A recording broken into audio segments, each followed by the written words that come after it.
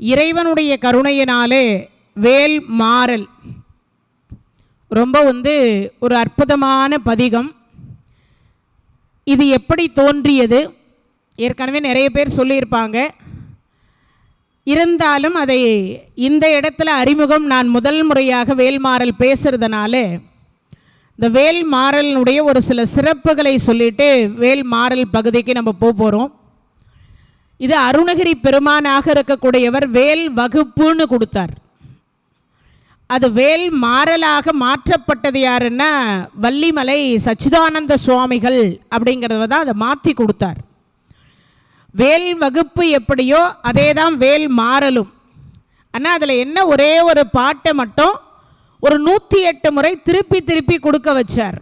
ஏன் அப்படின்னு ஒரு கேள்வி எல்லாருடைய மனசுலையும்.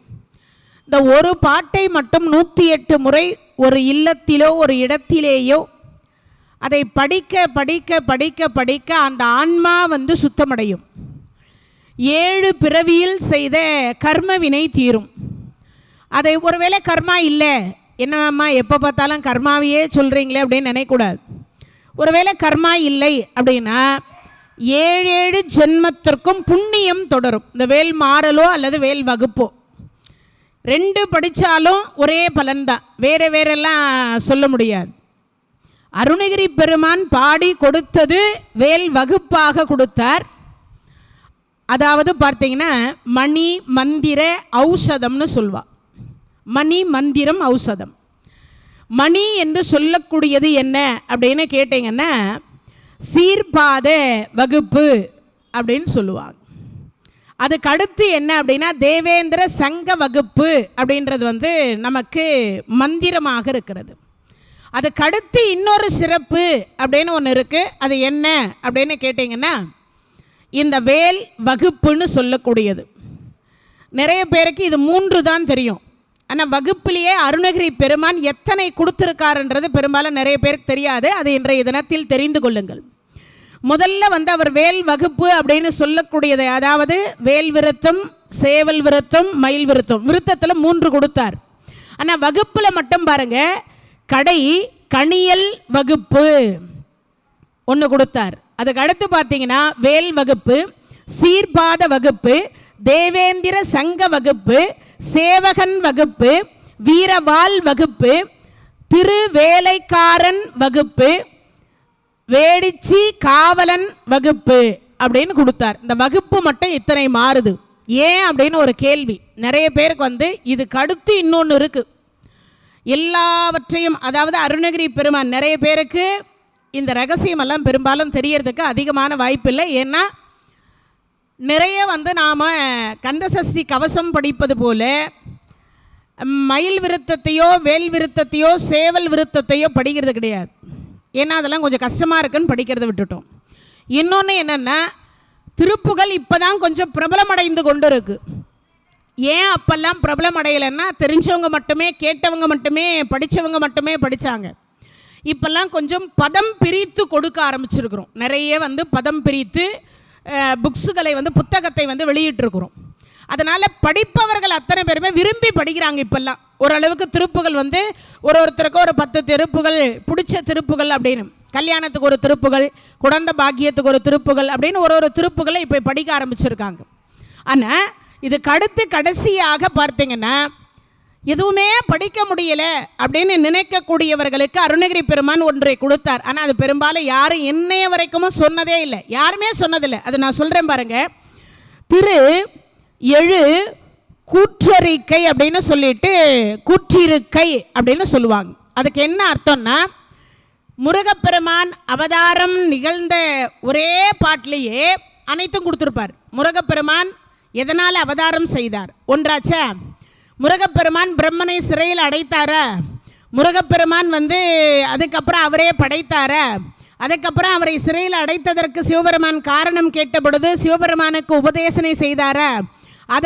அதுக்கடுத்த பிறகு இந்த சூரபதமன் என்னென்ன கொடுமை பண்ணானோ இந்த தேவேந்திரர்கள் அப்படின்னு சொல்லக்கூடிய 33 கோடி தேவர்கள் துன்பம் என்ன பட்டாங்க அப்படிங்கிறதையும் அதற்கடுத்து அவர் வேல் வாங்கியதையும் சிவபெருமானுக்கு உபதேசனை செய்ததையும் திருச்செந்தூரில் சூரசம்ஹாரம் செய்ததையும் ஒரே பாட்டில் கொடுத்துருப்பார். கடைசி பாட்டு அதுதான், கடைசி பாட்டே அதுதான். ஆனால் அந்த பாட்டை இன்னைய வரைக்குமே யாரும் படித்ததாகவே தெரியல. படிச்சிருக்கான், அப்படி ஒரு பாட்டு இருக்கான்னு கூட நமக்கெல்லாம் தெரியாது. ஏன் இதை சொல்கிறோன்னா, நிறைய பேருக்கு நிறைய சந்தேகங்கள் உண்டு. இதெல்லாம் படிக்கலாமா? ஒரு கேள்வி நிறைய பேருக்கு சந்தேகம். இதெல்லாம் மகா மந்திரமாச்சே, வீடுகளில் படிக்கலாமா? ஒன்று தெரிஞ்சுக்குங்க, அருணகிரி பெருமான் 16,000 திருப்புகழ் பாடினார். எவ்வளவு? 16,000 திருப்புகழ் பாடினார். அதில் நமக்கு கிடைச்சது எவ்வளோன்னு நினைக்கிறீங்க? 1000 சொச்சம், கிட்டத்தட்ட ஒரு 1300 இல்லைன்னா 1600க்கு உள்ளர தான் கிடைக்கப்பட்டிருக்குன்னு சொல்லியிருக்காங்க. மற்றது அனைத்துமே செல்லரிக்கப்பட்டு ஓலை சுவடியிலேயே போய்விட்டதுன்னாங்க. யாராவது என்றைக்காவது சிந்திச்சிருக்கிறோமா? ஏன் அது செல்லரிக்கப்பட்டது? ஏன் அது நமக்கெல்லாம் கிடைக்கவே இல்லை? நம்மளாம் என்ன நினச்சிட்டு இருக்கோம்னா, பெரும்பாலும் முழுக்க முழுக்க என்ன சிந்திச்சுட்டு இருக்கோம்னா, நமக்கு கிடைக்காதது அது செல்லரிச்சு போச்சு, அவ்வளவுதான். அப்படிதான் நினச்சிட்டு இருக்கோம். இல்லை, மனிதர்களுக்கு தேவையானதை மட்டும் முருகப்பெருமான் பூமியில் விட்டுட்டார். மற்றதையெல்லாம் அவர் லோகத்துக்கு, கந்தலோகத்துக்கு அதை கொண்டு போயிட்டார். இப்போ ஒரு கேள்வி வரும், என்ன மேடம் இப்படியெல்லாம் சொல்கிறீங்க, என்னம்மா இப்படியெல்லாம் சொல்கிறீங்கன்னு. ஒன்று தெரிஞ்சுக்கங்க, திருப்புகழ் முன்ன தோன்றியதா, திருவாசகம் முன்ன தோன்றியதா? திருவாசகம் தானே முன்னாடி தோன்றியது. ஆனால் திருப்புகழ் ஒரு 500 ஆண்டு காலம், திருவாசகம் கிட்டத்தட்ட மாணிக்க வாசகருடைய காலம் எப்பொழுது? 4ஆம் நூற்றாண்டா 7ஆம் நூற்றாண்டா? 4ஆம் நூற்றாண்டா? அப்போ இன்றைய தினத்திலிருந்து எவ்வளவு ஆண்டு காலம் முன்னாடி? ஒரு 1700 வருஷம் இருக்குமா? 2000ன்னு வச்சுக்குவோம். அதிலிருந்து ஒரு 1000, குறைஞ்சபட்சம் ஒரு 1500 வச்சுப்போமே. 1500 ஆண்டு காலத்திற்கு முன்னதாக எழுதப்பட்ட திருவாசகத்தில் ஒரு வாசகம் கூட குறையாம இன்னைக்கு வரைக்கும் செல்ல அரிக்காம இருக்கு. அதுக்கு என்ன காரணம் நினைக்கிறீங்க? இறைவன் மனித குலத்திற்கு அது தேவை என்பதனால அதை அப்படியே வச்சிருக்கார், அப்படியே வச்சிருக்கார். எல்லாரும் நிறைய பேர் என்ன சொல்லுவோம், இன்னொன்னு சொல்லுவோம். என்ன சொல்வீங்க? அது சிவபெருமான் கைப்பட எழுதி கொடுத்ததுமா, அதனால் அது அவ்வளவு சீக்கிரம் அழிக்க முடியாதுன்னு. அப்போ முருகப்பெருமானுக்கு சக்தி இல்லையா? அவர் சொல்லிதானே படிப்பு. எது படிப்புக்கு பள்ளிக்கூட பக்கம் போகாத அருணகிரி பெருமான் திருப்புகழ் பாடினார். இலக்கணத்துக்கு உதாரணமே இன்னைக்கு திருப்புகளை வச்சு தான் இலக்கண உதாரணம் கொடுத்துருக்காங்க. அப்போ எல்லா இலக்கணமும் அவ்வளவு எளிதாக படிக்க முடியுமா? யோசிச்சு பாருங்க. எந்த வாத்தியார் வச்சு அவருக்கு இலக்கணம் சொல்லி கொடுத்தாங்க? இல்லை இல்லையா? ஆனால் திருப்புகள் நமக்கு கிடைக்கல. 16,000 திருப்புங்கள் எங்க, ஒரு 1000 சொச்சம் எங்க? யோசிச்சு பாருங்க, கிடைக்கல. ஆனால் இந்த மாதிரி சிலதெல்லாம் நமக்கு கிடைக்க பெற்றிருக்கு. அதுக்கு என்ன காரணம்னா, மனித குலத்திற்கு தேவையானவற்றை மட்டும் இறைவன் இந்த பூமியில் விட்டுட்டார். அப்போ அது என்ன காரணம்? படிக்க வேண்டும். படித்தால் என்ன நன்மை? நம்மளுடைய துன்பம் தீரும். துன்பம்னா என்னது? பிறவி துன்பம். 2 நோய் இருக்கா நம்மக்கிட்ட எல்லார்கிட்டையும். என்ன நோய்? ஆசை என்கின்ற நோயும் பிறவி என்கின்ற 2 நோய் இருக்குது. இந்த 2 நோயையும் விரட்டக்கூடிய ஒன்று எதுன்னு கேட்டிங்கன்னா, வேல் வகுப்பு, வேல் மாறல் 2. அதுக்கு அடுத்து இன்னொரு விஷயம் என்னென்னா, இப்போ நமக்கு இவ்வளவு தான் கிடைச்சிருக்குன்னு இன்னொரு விஷயத்தையும் தெரிஞ்சுக்க. கந்தர் அனுபூதின்னு ஒன்று பாடினார். கந்தர் அனுபூதின்னு ஒன்று பாடினார்ல, அது ஏன் அழியலைன்னு அப்பயாவது சிந்திச்சிருக்கிறோமா? கந்தர் அலங்காரம் பாடினார், அது அவருடைய உருவத்திலே பாடினார். ஆனால் கந்தர் அனுபூதின்னு ஒன்று பாடியிருக்கார் அருணகிரி பெருமான். அது எப்படி பாடினார், எப்போ பாடினார்? கிளி ரூபத்திலிருந்து பாடினார். கிளிக்கு பேச்சு வருமா? கிளிக்கு பேச்சு வருமா? வராதில்லை. நாம் சொன்னால் திருப்பி ரிட்டர்ன் சொல்லும். அப்போ சொல்லி கொடுத்தது யாரு? நம்ம அப்பா முருகப்பெருமான். அவர் சொல்ல சொல்ல சொல்ல சொல்ல அந்த கிளி பாடுச்சு. அதனால் அந்த கந்தர் அனுபூதி முழுசாக கிடைச்சது.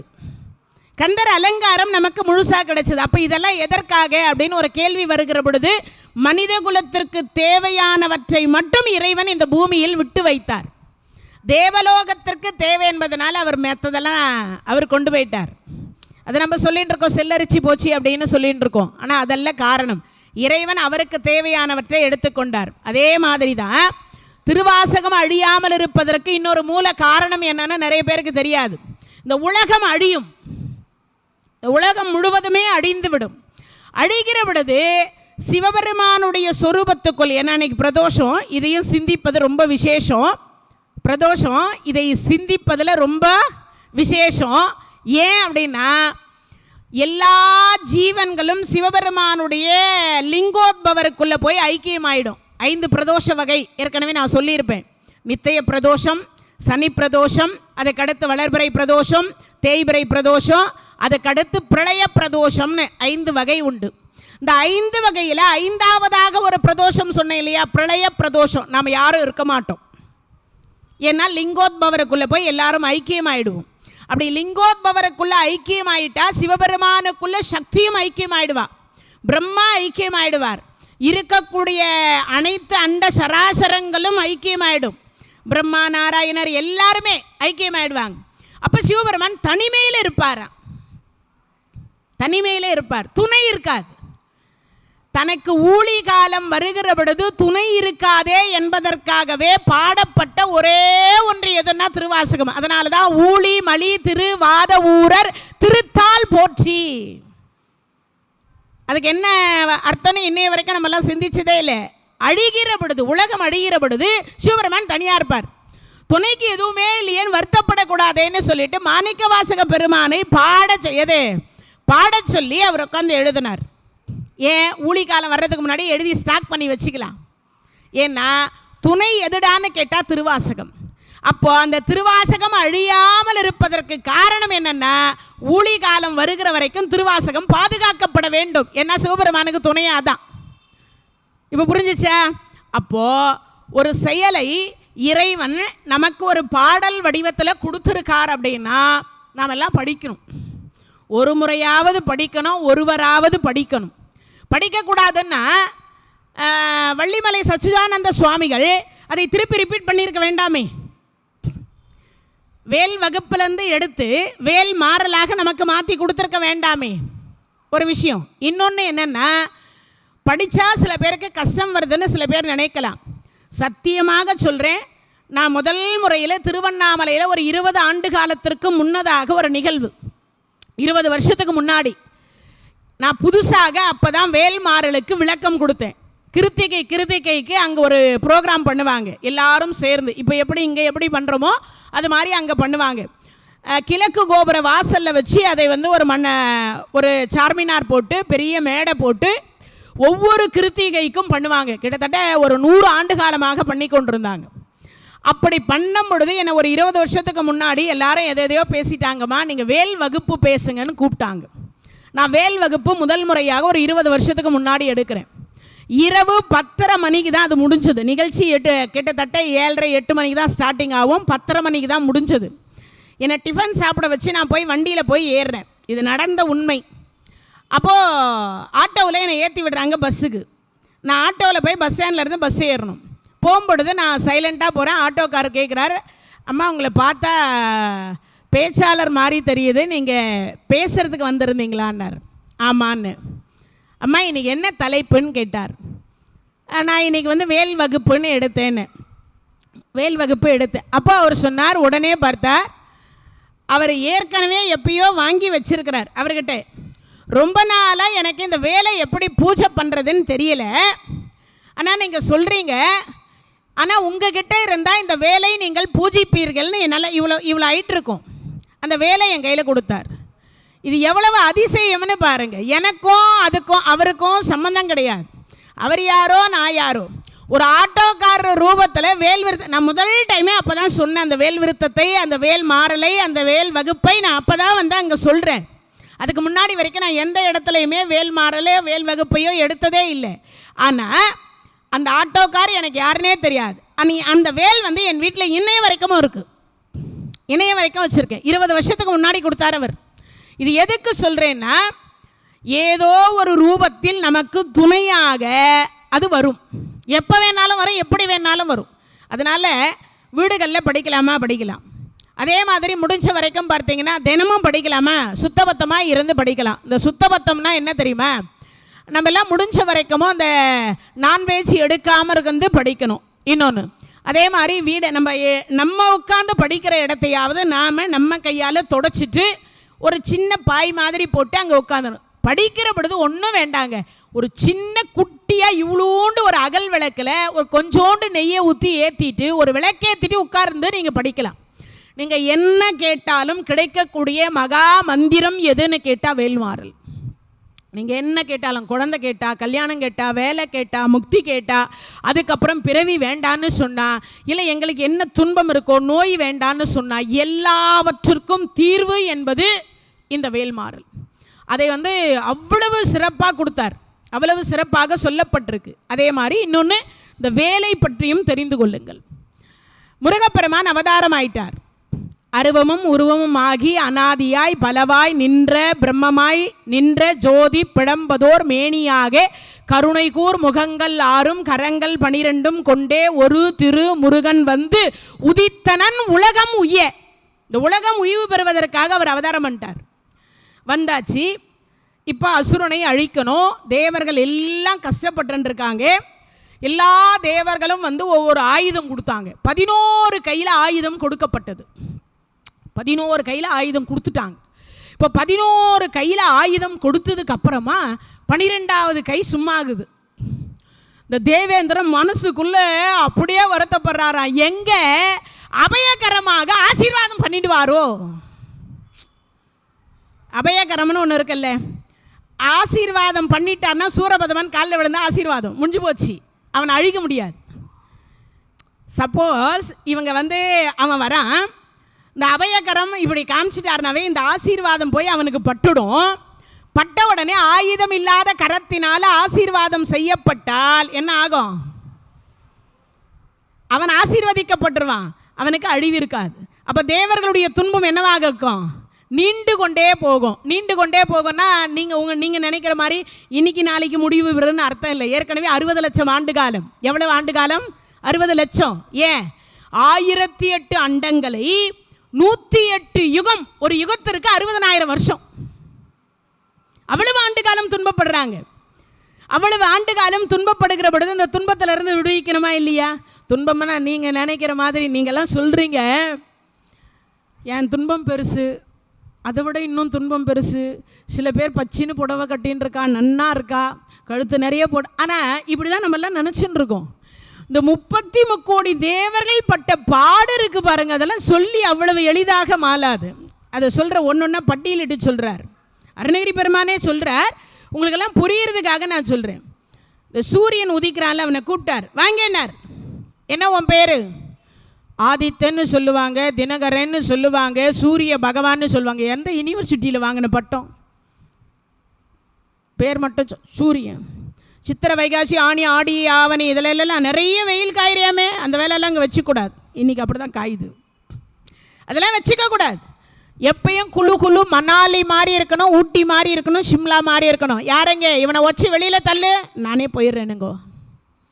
அடுத்து இந்த பாதி நாள் தேயறானே, பாதி நாள் வர்றானே, அவன் எவன்? எனக்கு பேர் தெரியாது சுவாமி, அவனை கூப்பிடுங்க உள்ள. உன் பேர் என்ன? சந்திர பகவான். அப்புறம் மதின்னு சொல்லுவாங்க. மதின்னு ஒரு பேரடா, தமிழ் டிக்ஷனரியை பார்க்கணும். அப்புறம் பாதி நாள் தேயிற பாதி நாள் வளர்ற சுவாமி, மாமனார் சாபம், அதெல்லாம் இங்கே வச்சக்கூடாது. எங்கள் பிள்ளைங்க சந்திரா வான்னா முழு பௌர்ணமியாக வரணும். ஃபுட்பால் விளையாடுவாங்களாம். என்ன விளையாடுவாங்க? ஃபுட்பால். சரி, அதாவது பரவாயில்ல. போ, யாருங்க இவனை 2 உதவிடு, நானே போயிடுறேனுங்க. அவரும் வெளியில் வந்துட்டார். அடுத்து யாரங்க நின்றுட்டு இருக்கிறது? நான் தாங்க. பேர் என்ன? யம தர்ம ராஜா. என்னது? யம தர்ம ராஜா. கூற்றுவேன்னு சொல்லுவாங்க, யமன்னு சொல்லுவாங்க, காலேன்னு ஏண்டா ஒருத்தனுக்கு இத்தனை பேரடா? ஒரு பேராக வைக்க மாட்டீங்க? ஒருத்தன் இல்லாமல் சரியில்லை, ஒரு பேர் வைக்கணும். என்ன பாரு, சூர பதமன், அவ்வளவுதான். வேறு பேர் ஏதாவது இருக்கா? இல்லை. என்னமோ எல்லாரும் சொல்கிறத சொல்லிட்டேன். என்ன வேலை? உயிர் பிடிக்கிற வேலை. அந்த வேலையை இங்கே வச்சுக்கக்கூடாது, நாங்களே பார்த்துக்குறோம். அந்த வேலையெல்லாம் நாங்கள் பார்த்துக்குறோம். உனக்கு என்ன வேலை? ஆமாம், என்னமோ பேர் சொன்னிய லைனாக சொல்லு. தர்மராஜா, அப்புறம் யம, அப்புறம் கூற்றுவன், அப்புறம் காலன். கரெக்ட். இதான் இந்த வேலை தான் உனக்கு நல்லா இருக்கும். எங்கள் அரண்மனை இருக்குல்ல, ஆமாம், அங்கே மணி இருக்கா? இருக்குது. 1 மணி ஆனால் 1 மணி அடி, 2 மணி ஆனால் 2 மணி அடி. மணி அடிக்கிற வேலை யாருக்கு? காலனுக்கு, யம தர்மராஜாவுக்கே இந்த வேலை. சரி, அதுக்கடுத்து வந்தார் நம்ம பிரம்மா வரார். வணக்கம் வணக்கம் வணக்கம். பார்த்தா தாடி கீடி எல்லாம் இருக்குது, முகம் நாளாக இருக்குது. ஆமாம், யார்? உங்கள் அப்பா காசிபர், காசிபருக்கு அப்பா மரிஷி, மரிஷிக்கு அப்பா நான், எனக்கு அப்பா நாராயணர். இப்போ என்ன சொல்ல வர? நான் உனக்கு பாட்டேன். ஓ, பாட்டனா? சரி சரி, அப்போ வயசாயிடுச்சு, தாத்தா வயசாயிடுச்சு. ஆமாம், என்ன வேலை செய்கிறீங்க? படைக்கிற தொழில். அந்த வேலையெல்லாம் வேண்டாம், நானே பார்த்துக்கிறேன். படைக்கிற தொழில். உனக்கு பஞ்சாங்கம் பார்க்க தெரியுமா? நல்லா பார்ப்பேன். வீடு வீடாக போய் அமாவாசை தெரிய மாட்டேங்குது எங்கள் பிள்ளைங்களுக்கு, கிருத்திகை தெரிய மாட்டேங்குது, பிரதோஷம் தெரிய மாட்டேங்குது, ராவுகாலம் தெரிய மாட்டேங்குது, யமகண்டம் தெரிய மாட்டேங்குது. வீடு வீடாக போய் பஞ்சாங்கம் பார்த்து சொல்லு. பிரம்மாவுக்கு வேலை என்ன? பஞ்சாங்கம் பார்த்து சொல்கிற வேலை. சரி, அதுக்கடுத்து யார் அப்படின்னு பார்த்தார். நாராயணர். ஆமாம், உங்கள் பேர் என்ன? பெருமாள்னு சொல்லுவாங்க, கோவிந்தன்னு சொல்லுவாங்க, நாராயணன்னு சொல்லுவாங்க, அப்புறம் கிருஷ்ணன்னு சொல்லுவாங்க, ஏயா இத்தனை பேரையா ஒருத்தனுக்கு? இருக்கட்டும் இருக்கட்டும், பேர் நீண்டுகிட்டே போகுது. ஆமாம், நீங்கள் யார்? இப்போ வெளியில் போனார்ல, அவருக்கு அப்பா. எனக்கு என்ன? கொல்லு பாட்டேன். ஆமாம், வேறு ஏதாவது நல்ல பேர் இருக்கா? இருக்குது. என்ன பேர்? என்ன பூலோகத்தில் காஞ்சிபுரத்தில் ஒரு பேர் சொல்லி கூப்பிடுவாங்க. என்ன பேர்? வரதராஜன். அப்படின்னா வரம் கொடுப்பேங்க வீடு வீடாக போய். நல்ல வேலை நல்ல வேலை, நினைவுபடுத்தினேன். வீடு வீடாக போய் சூரபதமனுடைய என்னுடைய ஆட்சியில் இருக்கிற பிள்ளைங்கள்லாம், எங்கள் எது அசுர குலம் என்று சொல்லக்கூடிய பிள்ளைங்கள்லாம் கோடீஸ்வரனா குறையில்லாமல் இருக்கணும். போய் வீடு வீடாக வரம் கொடு. இவர் போகிறார். சார் வரம் வேணுமா? சாயங்காலத்துக்கு வாயா, ஏயா உயிரை வாங்கின்னு இருக்க? சார் வரம் வேணுமா? வேணும் வேணும். இரும்பு பெட்டியை கொடுத்து தங்கமாக மாற்றி கொடு. யாருக்கு வேலை?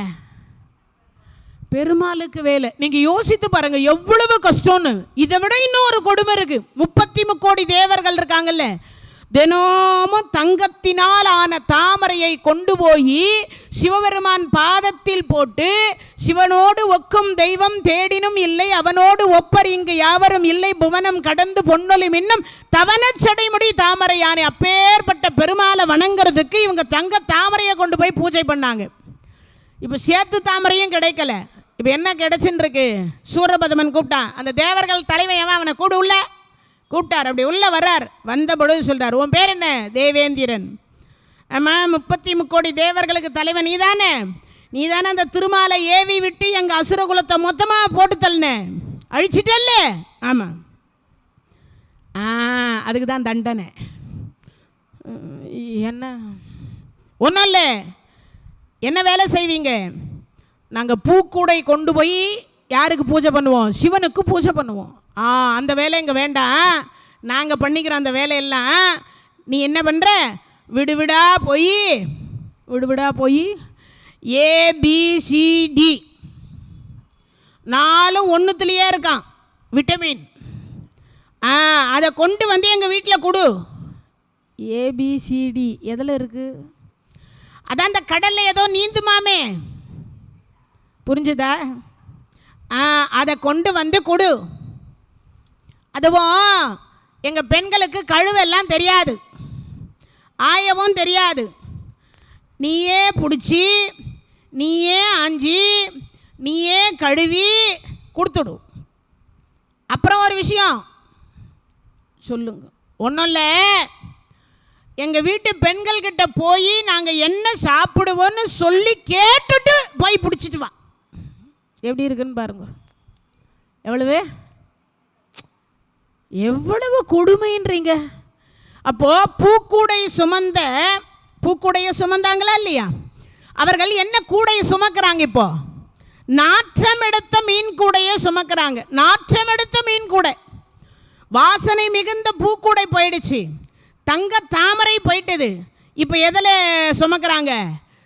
தலையில் மீனை சுமக்கிறாங்க. இந்த உடம்பெல்லாம் அந்த நாற்றம், அந்த தண்ணி ஒழுகுதான், அந்த நாற்றம் எடுக்கிறான். அந்த நாற்றத்தினால் அவர்களால் என்ன பண்ண முடியல? உணவு அருந்த முடியல. என்ன அருந்த முடியல? நீங்கள் என்ன தான் டன் கணக்கில் மல்லிப்பூவை கொட்டி வச்சுட்டு பக்கத்தில் ஒரு 4 இதை வச்சிங்கன்னா என்ன வாடை வரும்? ஆமாம், மல்லிப்பூ வாசனை வராது, இந்த வாசனை தான் வரும். உண்டா இல்லையா? அப்போது உடம்பெல்லாம் நாறுகிறது. அதனால் என்ன இல்லை? உணவு எடுக்க முடியல. ஒரு நாள்னா பரவாயில்ல, எத்தனை நாள்? 60 லட்சம் ஆண்டு காலம் இவ்வளவு துன்பத்தையும் போக்கக்கூடிய ஒரே ஒரு பெருமான் யாரு? இப்போ முருகப்பெருமான் அவதாரம் பண்ணிட்டார். 11 கையில் ஆயுதம் இருக்கு.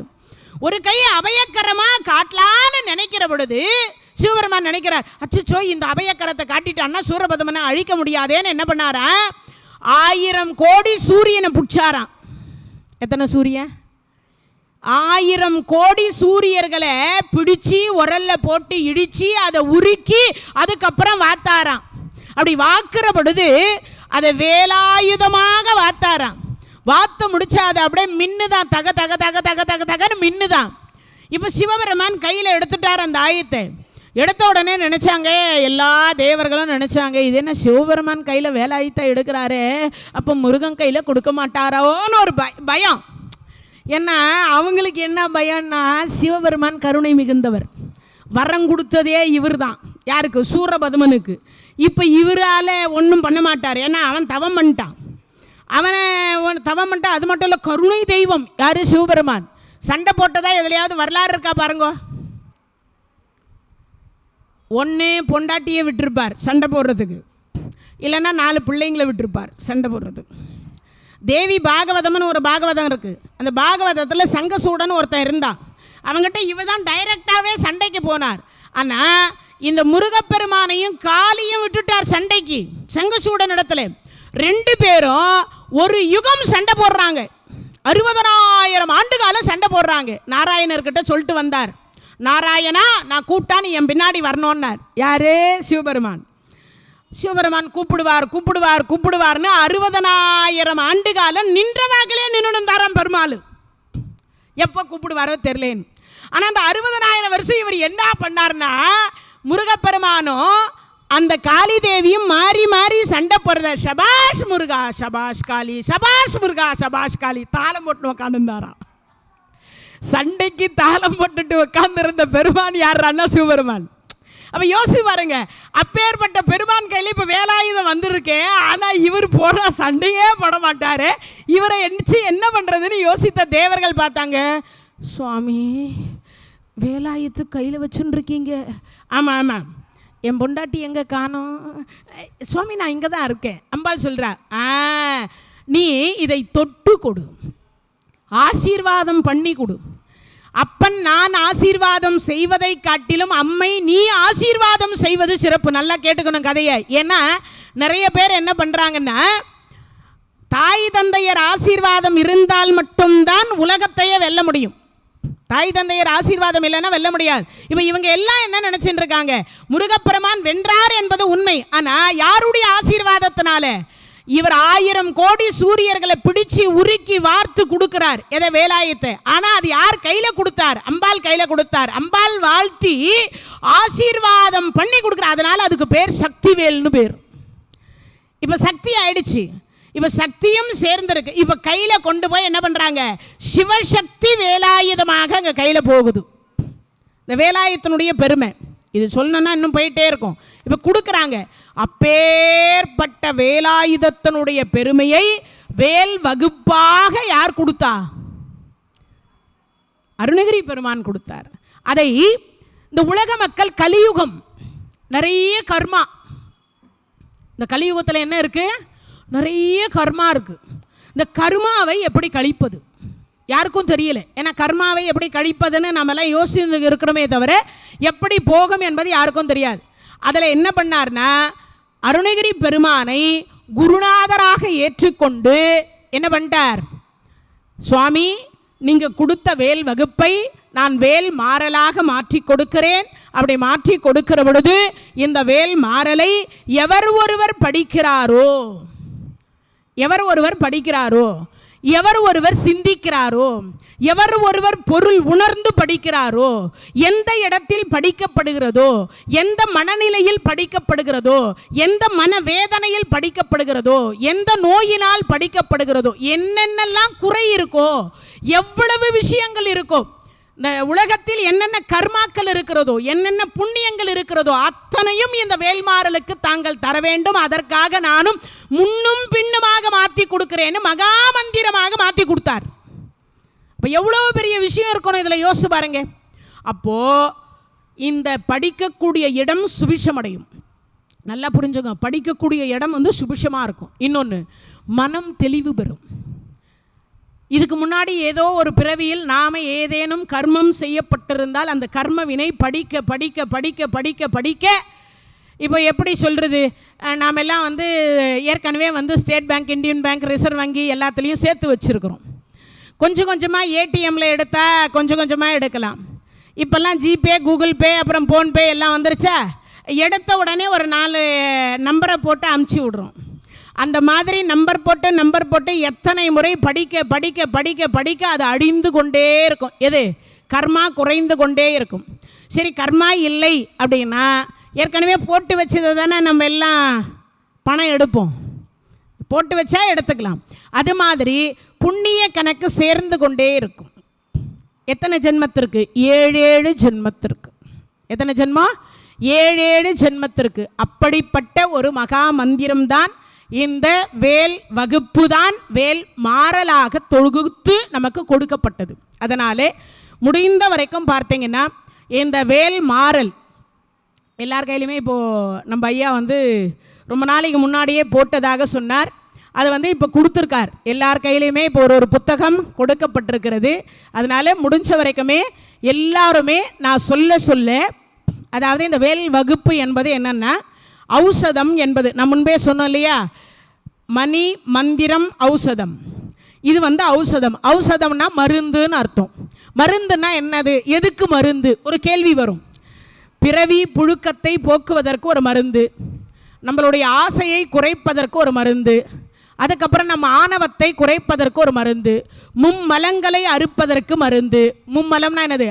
ஆணவம், கண்மம், மாயை. இந்த 3ஐயும் அழித்தவர் முருகப்பெருமான்.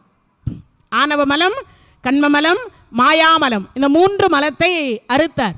அதே மாதிரி நம்மிடத்தில் இருக்கக்கூடிய ஆணவ மலத்தையும் கண்மமலத்தையும் மாயாமலத்தையும் அறுக்கவல்ல ஒன்று எதுன்னா இந்த வேல் வகுப்புன்னு நீங்கள் எடுத்துக்கிட்டாலும் சரி, இல்லை வேல் மாறல் என்று எடுத்துக்கொண்டாலும் சரி, ரெண்டுமே ஒன்று தான். சரி, இப்போ முதல்ல வந்து எப்படி இதை ஆரம்பிக்கிறது? ஒரு கேள்வி எல்லாருடைய மனசுலையும் இருக்கும்.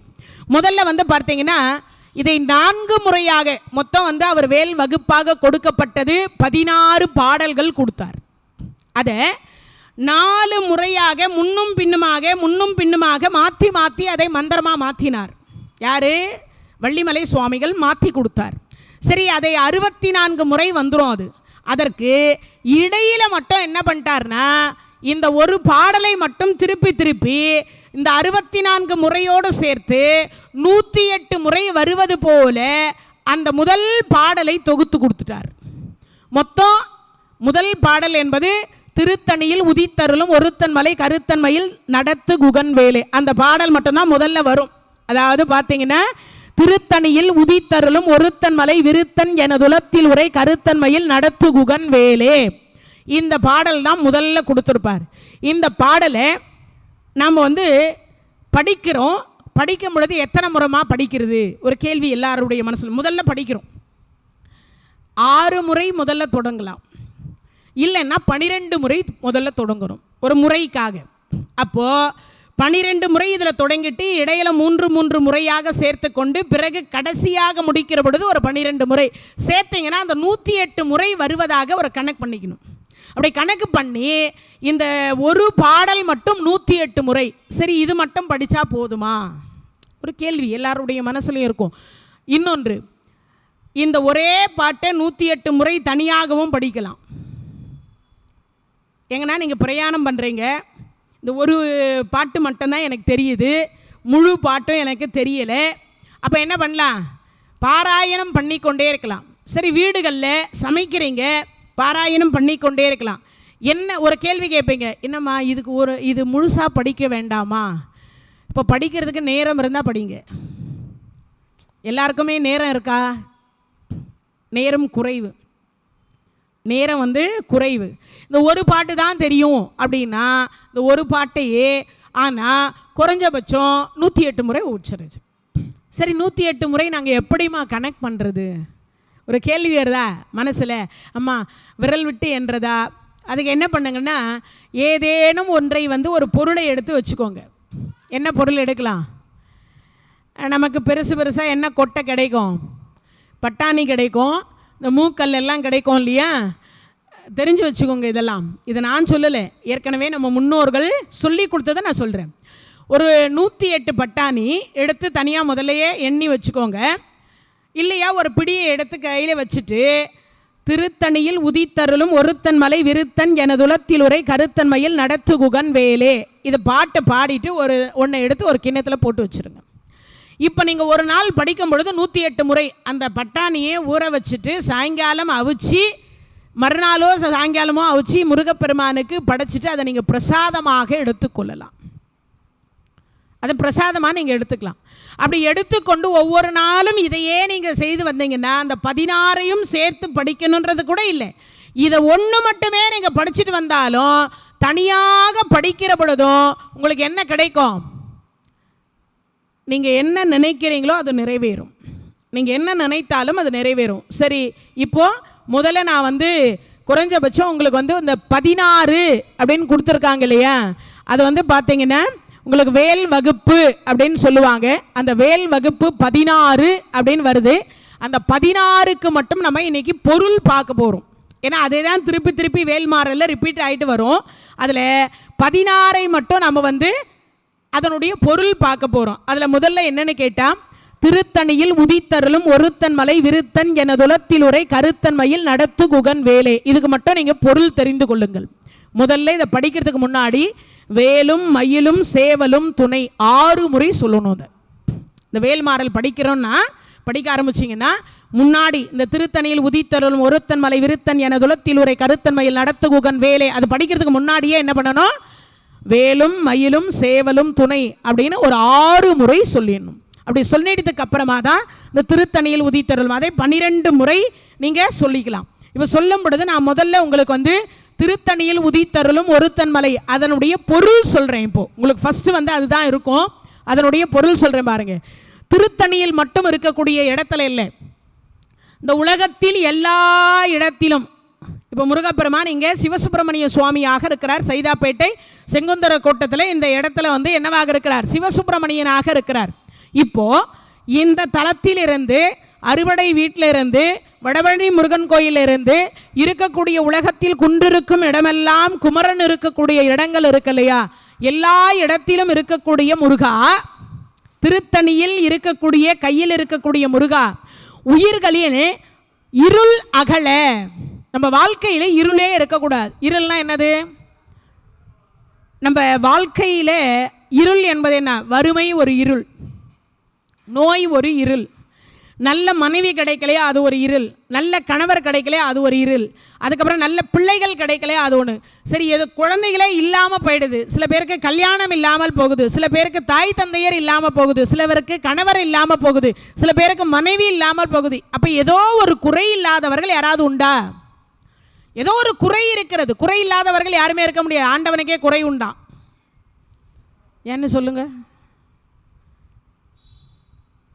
ஆண்டவனுக்கு குறை உண்டு. என்னம்மா திடீர்னு குண்டு தூக்கி போடுறீங்க?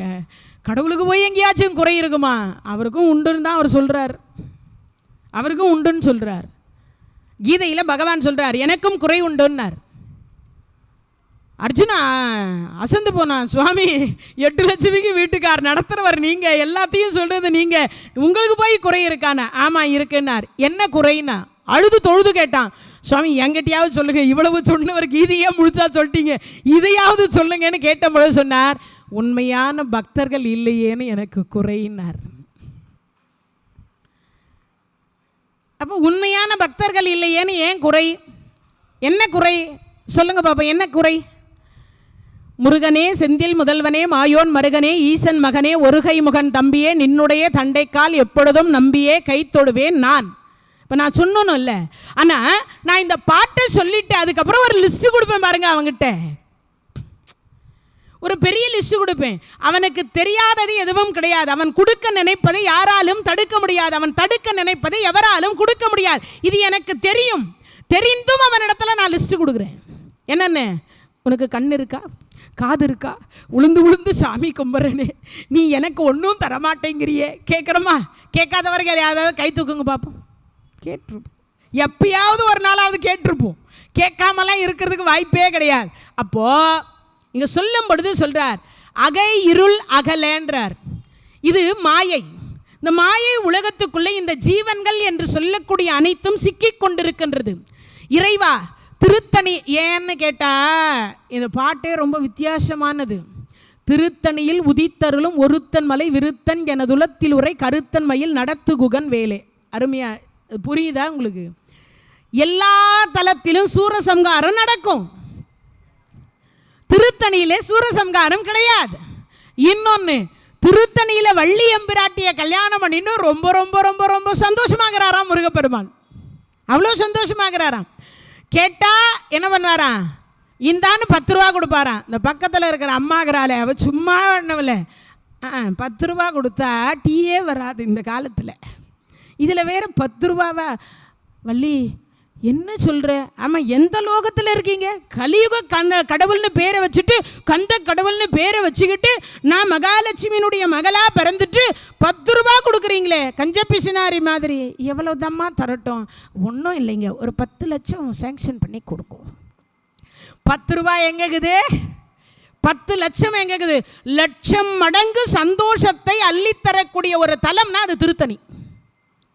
அப்போது அங்கே சொல்கிறார், திருத்தணியில் இருக்கக்கூடிய இறைவா, இந்த உள்ளத்தில் இருக்கக்கூடிய எல்லா ஆன்மாக்களில் இருக்கக்கூடிய, அதனால தான் இல்லக விளக்கது இருள் கெடுப்பது, சொல்லக விளக்கது ஜோதி உள்ளது, பல்லக விளக்கது பலரும் காண்பது, நல்லக விளக்கது நமச்சிவாயவே. இந்த உள்ளத்தில் இருக்கக்கூடிய இருள் என்கின்ற ஒரு விளக்கை ஏற்றுவதற்கு ஞானம் தேவை. அதற்கு ஞானம் என்கின்றது இச்சாசக்தி, கிரியாசக்தி, ஞான சக்தி, 3 சக்தியை இயக்கி கொண்டிருக்கக்கூடிய பெருமானே இந்த மனித குலம் ரொம்ப இருளில் இருக்கு. அதனால் அந்த மாயை என்கின்ற இருளில் இருந்து விளக்கி ஞானம் என்கின்ற ஒரு பதத்தை நீ தர வேண்டும். அதனால் உன்னை மட்டும் திருப்பி திருப்பி சொல்கிறேன். யார் சொல்கிறது? வள்ளிமலை சுவாமிகள் சொல்கிறார். என்ன சொல்கிறார்? இருள் அகல ஞான சூரியனாக தோன்றுவாய் இறைவா. ஞான சூரியனாக தோன்றி எங்களுடைய அஞ்ஞானம் என்கின்ற ஒன்றை விளக்கி அருள் என்கின்றதை கொடுக்க வேண்டும். குறிஞ்சி கிழவனாக இருக்கக்கூடிய இறைவா, எங்கள் உயிருக்கு உயிராக இருக்கக்கூடிய இறைவா, உனது அதாவது உயிருக்கு உயிராக இருக்கடா. அதுக்கு அடுத்து இன்னொன்று சொல்கிறார் பாருங்க, எங்களுடைய உள்ளத்தில் இருக்கக்கூடிய இறைவா. இப்போது நம்ம எல்லாம் இப்படி சுற்றிட்டு வரோமா, நமக்கு தெரிஞ்சவங்களை பார்க்கும்போது வணக்கங்க நல்லா இருக்கீங்களா, வணக்கங்க நல்லா இருக்கீங்களா, எல்லாரும் சொல்லக்கூடிய வார்த்தை இது, நல்லா இருக்கீங்களா. இது யாரை கேட்குறோன்னா, உள்ளத்தில் இருக்கிற இறைவனை கேட்குறோமா, நீ நல்லா இருக்கியா. ஏன் முதல்ல வணக்கம் சொல்கிறோம், அப்புறம் நல்லா இருக்கீங்களான்னு கேட்குறோம். அதுக்கு என்ன காரணம்னு கேட்டால், இப்போ நல்லா இருக்கீங்களான்னு கேட்ட உடனே இந்த இதயம் கொஞ்சம் மகிழ்ச்சி அடைந்து உள்ளே இருக்கிற இறைவன் நினைக்கிறாரா, என்ன நினைக்கிறாரா? என் குழந்தை என்னை பார்த்து நல்லா இருக்கியான்னு கேட்டுடுச்சு, என் குழந்தை என்னை பார்த்து நல்லா இருக்கியான்னு. நீ நல்லா இரு. அப்பனா என்ன அர்த்தம்? திருத்தணியில் உதித்தருளும் ஒருத்தன் மலை விருத்தன் எனது உலத்தில் உரை. இந்த உள்ளத்துக்குள்ளே எல்லாருடைய இதயத்துக்குள்ளே யார் இருக்காரா? முருகப்பெருமான் இருக்கார். அப்போது உள்ளத்துக்குள் வைத்து நாங்கள் பூஜிக்கக்கூடிய கருணை உருவமான இறைவா, உள்ள குகையில் இருக்கக்கூடிய இறைவா, ஆதிக்கும் ஆதியாய் நிற்கும் இறைவா, முதல்வனாக இருக்கக்கூடிய இறைவா, சக்தி மகனாக இருக்கக்கூடிய இறைவா, சக்தி என்கின்ற ஒன்றை இயக்கி கொண்டிருக்கக்கூடிய இறைவா, மயிலை செலுத்தி நடத்தி கொண்டிருக்கக்கூடிய இறைவா, குகப்பெருமானே ஞான உருகொண்டு திருவருள் சக்தி வேலேன்றார். திருவருளை தரவல்ல ஒரு வேல் அப்படின்னா அது இந்த வேலாம். திருவருள் அப்படின்னா என்ன அர்த்தம்? அதனால தான் இத்தனை முறை இதை திருப்பி திருப்பி சொல்லுவதற்கான காரணம் என்னென்னா, இந்த 16 பாடல்களில் உள்ளத்தில் அப்படின்னு வரக்கூடிய இடம் இது ஒரு இடம் மட்டும்தான். ஏன்? எல்லோருடைய உள்ள குகை அங்கே இருண்டு இருக்குமா, அங்கே எங்கேயாவது வெளிச்சம் லைட் எல்லாம் போட முடியாது. ஏதாவது போட முடியுமான்னா அதெல்லாம் எதுவும் கிடையாது. அதனால் இங்கே சொல்லும் பொழுது சொல்கிறார், என்ன சொல்கிறார்?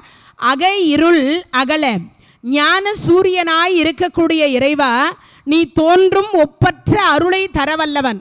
அதனால் ஔஷதம் என்கின்ற இந்த வேல் மாறல் என்று சொல்லக்கூடிய வேல் வகுப்பை வேல் மாறலாக கொடுக்க போகிறோம். இதை படிக்கக்கூடியவர்கள், கேட்கக்கூடியவர்கள், இப்போ படிக்கக்கூடியவங்க படிக்கலாம், படிக்க தெரியாதவங்க என்ன பண்ணுறது? கேட்கணுமா? எங்கே படிக்கிறாங்களோ அங்கே இருந்து கேட்கணுமா? அப்போது கேட்கக்கூடியவர்களுக்கும் சேர்த்து இங்கே சொல்கிறார். என்ன சொல்கிறார்? படிக்க சொல்லி கேட்கலாம். இப்போ நீங்கள்லாம் என்ன பண்ணுறீங்க?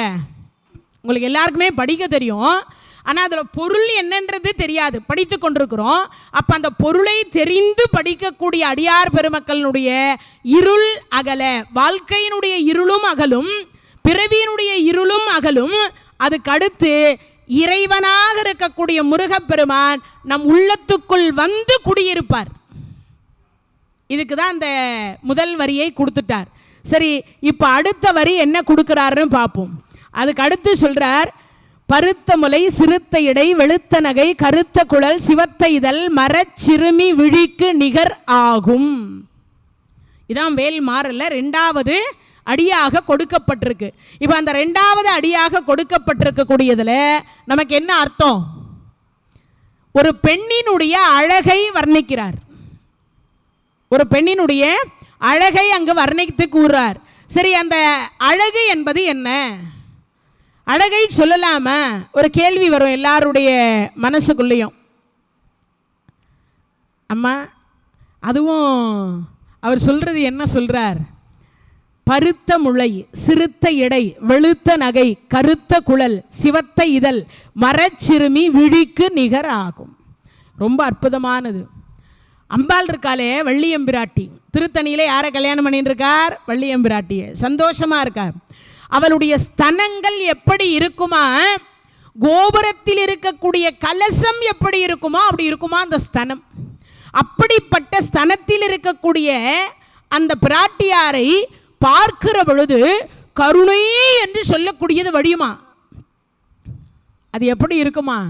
அவ ஸ்தனத்திலிருந்து மார்பகத்திலிருந்து வழியக்கூடிய பால் எப்படி சுரக்குமோ, ஒரு குழந்தையை பார்த்த உடனே அது அழுத உடனே ஒரு எல்லாரும் நம்ம எல்லாம் குழந்தை பெற்ற தாய்மார்கள்.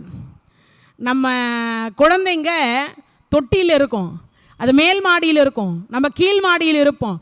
அது அழுகிற பொழுது நம்மளுடைய ஸ்தனத்தில் தன்னாலேயே பால் சுரக்கும். இது அருணகிரி பெருமான் இந்த இடத்துல சொல்கிறார். வள்ளிமலை சுவாமிகளும் அதை ரிப்பீட் பண்ணி கொடுக்குறார். நமக்கு என்ன அர்த்தத்துக்கு கொடுக்குறார்னா, எப்படி அந்த குழந்தைக்கு தன்னாலேயே எங்கேயோ அழுகிற பொழுது அந்த பால் என்று சொல்லக்கூடியது அந்த தாய்க்கு சுரக்கதோ, அதுபோல இந்த கருணை என்று சொல்லக்கூடிய விழியை உடையவள் இந்த வள்ளியம்பிராட்டி. இந்த வள்ளியம்பிராட்டி இருக்காளே, அவ கருணை, அவ கண்ணில் வந்து கருணையே இருக்குமா. ஒரு நிமிடம் கூட அவ வாழ்க்கையில கோபமே பட்டதில்லையா. ஆனால் நாமெல்லாம் வினாடிக்கு வினாடி எப்போ வருதுன்னு சொல்ல முடியாது, எதுக்கு வருதுன்னு சொல்ல முடியாது. அதனால சொல்றார், பருத்த முலை சிறுத்த இடை. இப்போ உச்சந்தலையிலிருந்து உள்ளங்கால் வரைக்கும் உடம்பு இப்படியே இருந்த பார்க்கறதுக்கு நல்லாவா இருக்கும்? எப்படி இருக்கணும்? அவரே சொல்லிட்டார், ஸ்தனம் கோபுர கலசம் போல இருக்கணும். அதுக்கு அடுத்து என்ன சொல்றார்? சிறுத்த இடை. இடை சிறுத்து இருக்கணும். ஒரு பெண்ணாக இருந்தால் இடை சிறுத்திருக்கணும். வள்ளியம்பிராட்டியினுடைய இடை சிறுத்திருக்கிறது. அது ஏன் சிறுத்திருக்கிறதுனா, அந்த பக்கத்தில் முருகப்பெருமான் இருக்கார். அந்த முருகப்பெருமானுடைய கருணை பார்வை அடியார்கள் மேலே படணுமேன்றதுக்காக அந்த இடையை அப்படி சுருக்கி நிறுத்தின்னு இருக்காளாம். இடையை சுருக்கி நிறுத்தியிருக்காளாம். அப்படி நிறுத்தி கொண்டு என்ன பண்ணுறாளாம், குழந்தைங்க ஏன்னா இன்னொரு விஷயமும் இருக்குது. உடம்பு கொஞ்சம் குண்டாயிட்டால் ஓட முடியாது, முடியுமா? நடக்க முடியாது, முடியாதல்ல. எப்போ எந்த அடியார்கள் கூப்பிடுவாங்களோன்னு தன்னுடைய இடையை சுருக்கி வைத்து கொண்டிருக்கிறாளாம். இன்னொன்று உங்களுக்கு எல்லாருக்கும் இது விளக்கமாக கொடுக்கறதுக்காகவே சொல்கிறேன்.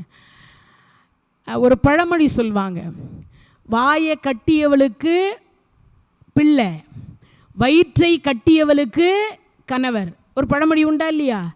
இவ வாயையும் கட்டி வச்சிருக்கா, வயிற்றையும் கட்டி வச்சிருக்கா. ஏண்டான்னு கேட்டா, இந்த கலியுகத்தில் என் குழந்தைகள் எந்த நேரத்தில் என்னிடத்தில் வந்து அழுமோ அழுமோ அழுமோ என்று நினைத்து தன் வாயையும் வயிறையும் அடக்கி வைத்து, அதனால் அவ உடம்பு இடை சிறுத்திருக்கிறதாம். அவ இடை சிறுத்திருக்கு. அப்போ அங்க சொல்லும் பொழுது சொல்றார், என்ன சொல்றார்? சிறுத்த இடை. அவ அழகை வர்ணிக்க முடியல. அதுக்கு அடுத்து சொல்றார் வெளுத்த நகை. ஏன்? பெண்கள் எப்பவுமே சிரிச்சுட்டே இருக்கணுமா?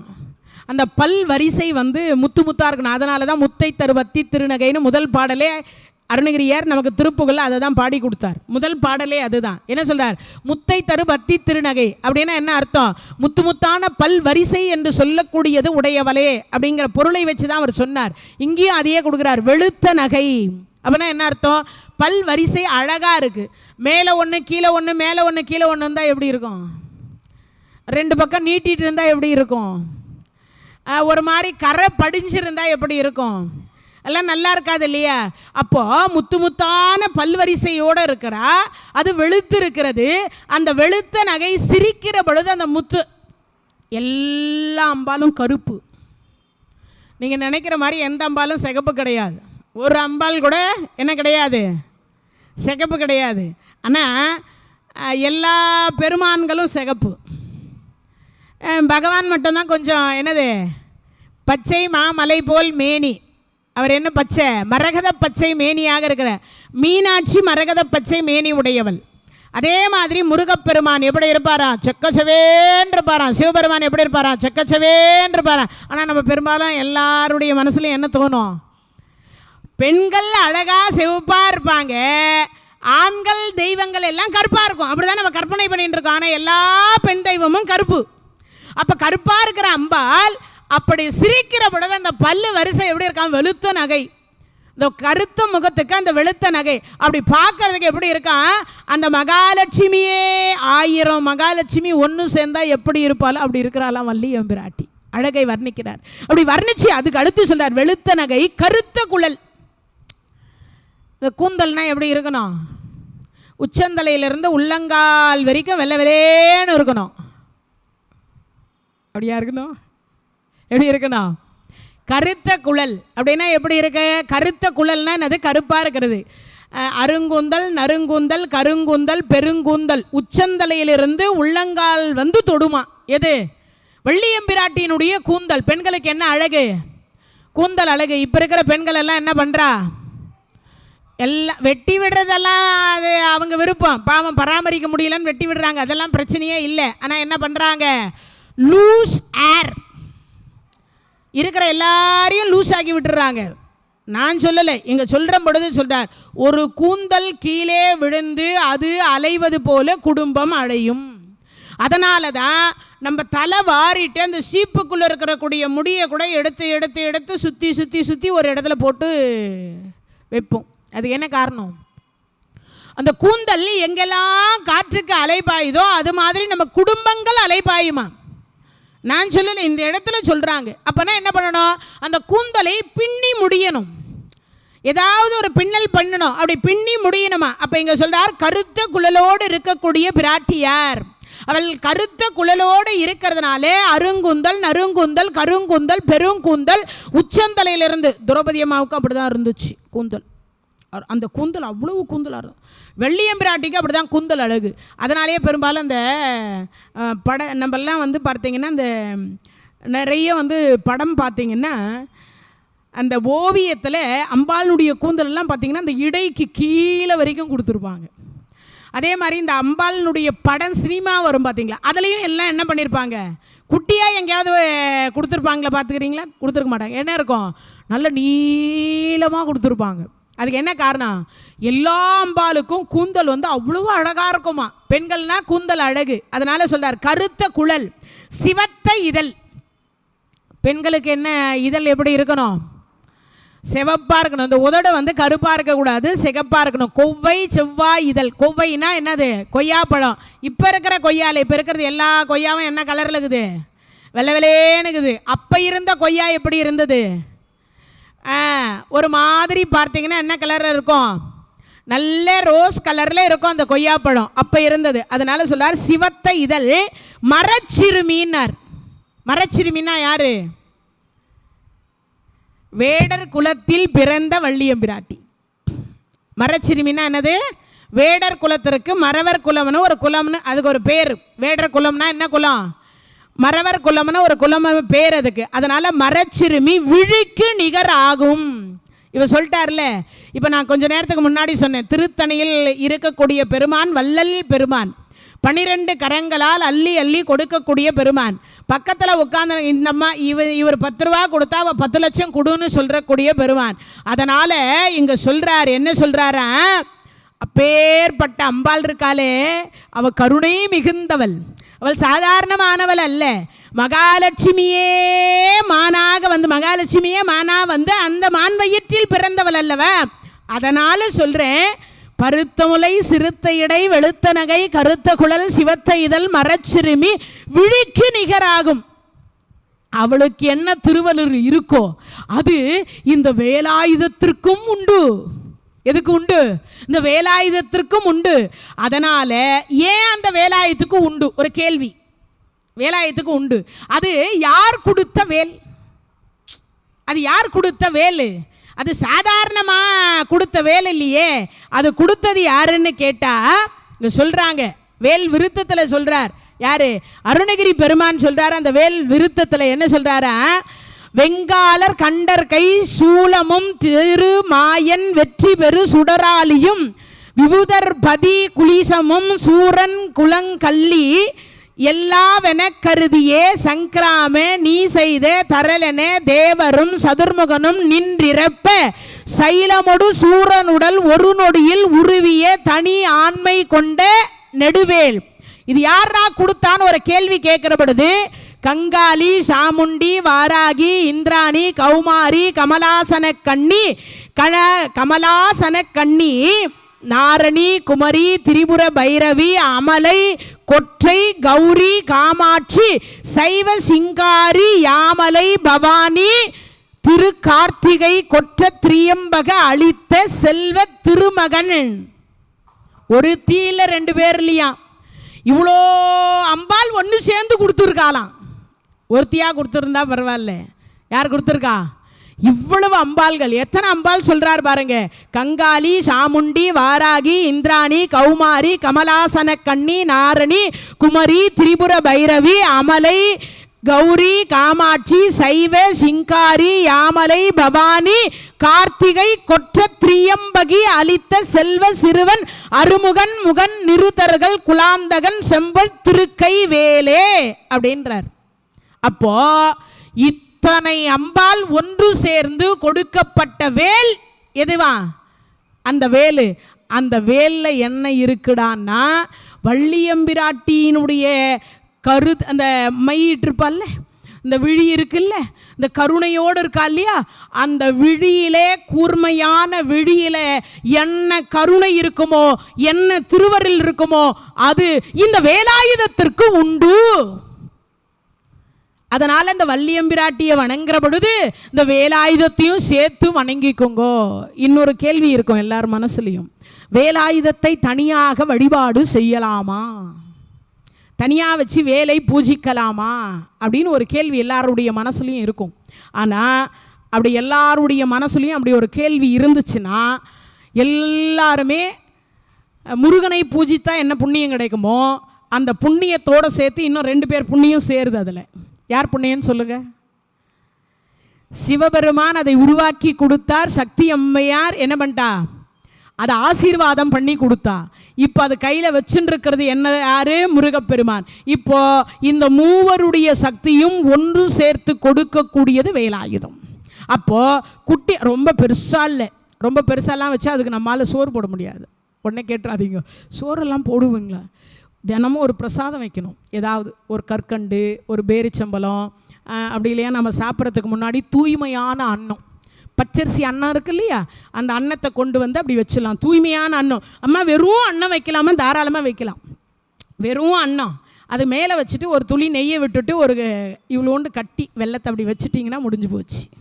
சும்மா இவ்வளோண்டு கிண்ணத்தில், ரொம்ப பெருசாக இல்லை. அப்போ தினமும் அந்த வேலை பூஜிக்கலாம்.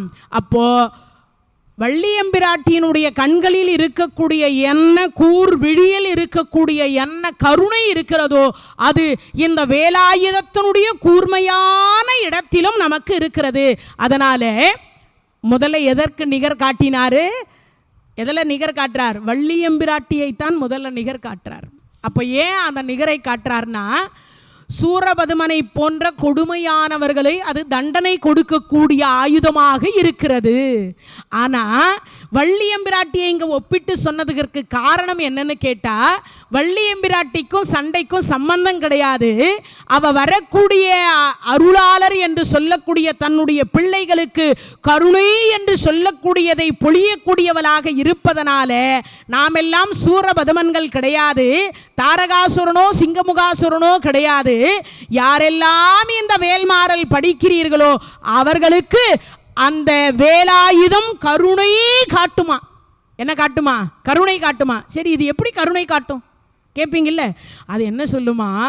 முருகப்பெருமான்கிட்டையும் வள்ளிக்கிட்டையும் தேவயானகிட்ட சொல்லுமா, சுவாமி சுவாமி என்ன ரொம்ப காலமாக அபிஷேகம் பண்ணி கொண்டிருக்கிறார்கள், ரொம்ப காலமாக பூஜை பண்ணி கொண்டிருக்கிறார்கள், ரொம்ப காலமாக எனக்கு உணவளித்து கொண்டிருக்கிறார்கள், ரொம்ப காலமாக உங்களை நினைப்பது போன்று என்னையும் நினைத்து கொண்டிருக்கிறார்கள்.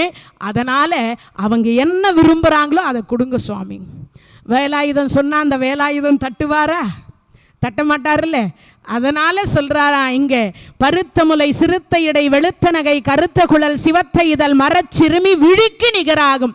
அவ கண்களிலே என்ன கருணை இருக்கிறதோ அந்த கருணை இந்த வேலாயுதத்துக்கு உண்டுன்றார். அப்ப நாமெல்லாம் படிக்கலாம் இல்லையா? வேலை பூஜை பண்ணலாம் இல்லையா? வீரவேல் தாரைவேல் விண்ணோர் சிறை மீட்ட தீரவேல் செவ்வேல் திருக்கைவேல் வாரி குளித்தவேல் கொற்றவேல் சூர் மார்பும் குன்றும் துளைத்தவேல் உண்டே துணை. அப்பேற்பட்ட வேல் சாதாரண வேல் அல்லது. அதனால மறுபடியும் சொல்றார். இப்போ முதல்ல சொல்லிட்டோம், அதுக்கடுத்து திருப்படியும் என்ன சொல்லணுமா? திருத்தணியில் உதித்தருளும் ஒருத்தன் மலை விருத்தன் என துலத்தில் உரை கருத்தன் மயில் நடத்து குகன் வேலே. இப்போ அதுக்கு பொருள் ஏற்கனவே சொல்லிட்டதுனாலே மறுபடியும் சொல்றேன் பாருங்க. சொலற்கரிய திருப்புகழை உரைத்தவரை அடுத்த பகை அறுத்தெறிய உருக்கி எழு மரத்தை நிலை காணும். இப்போ கொடுத்துருக்கார். முதல் பாடல் திருத்தணி, அது கொடுத்துட்டோம் விளக்கம். ரெண்டாவது பருத்த முலை, அதுக்கு கொடுத்தாச்சு. இப்போ சொலற்கரிய திருப்புகழை. யாருக்கெல்லாம் திருப்புகழ் தெரியுமோ அவங்க எல்லாம் என்ன பண்ணணும்? ஏதேனும் ஒரு திருப்புகழ் படிக்கணும். ஏதேனும் ஒரு திருப்புகழ் படிக்கணும். சரி, எங்களுக்கெல்லாம் திருப்புகழ் கஷ்டமாக இருக்கேம்மா அப்படின்னு கேட்டால், குட்டி குட்டியான திருப்புகழ் நிறைய இருக்குது, சின்ன சின்ன திருப்புகள் நிறைய இருக்கு. அப்போ 4 வரியில் இருக்கக்கூடிய திருப்புகளையாவது நாம் எல்லாம் என்ன பண்ணணும்? படிக்கணும். 4 வரி பாருங்க, நான் சொல்றேன் பாருங்க. அற்றைக்கு இர தேடி அத்தும் மேலும் மாயிசை பற்றி அறியாத பற்றை பெறுவோனே வெற்றி கதிர்வேலா வெற்பை தொலை சீலா கற்று உணர்போதா கட்சி பெருமாளே. காஞ்சிபுரத்தினுடைய என்னது திருப்புகள், அது 4 வரி தான் அந்த திருப்புகள். அப்போ அந்த 4 வரி திருப்புகளை நம்ம பாடலாம்.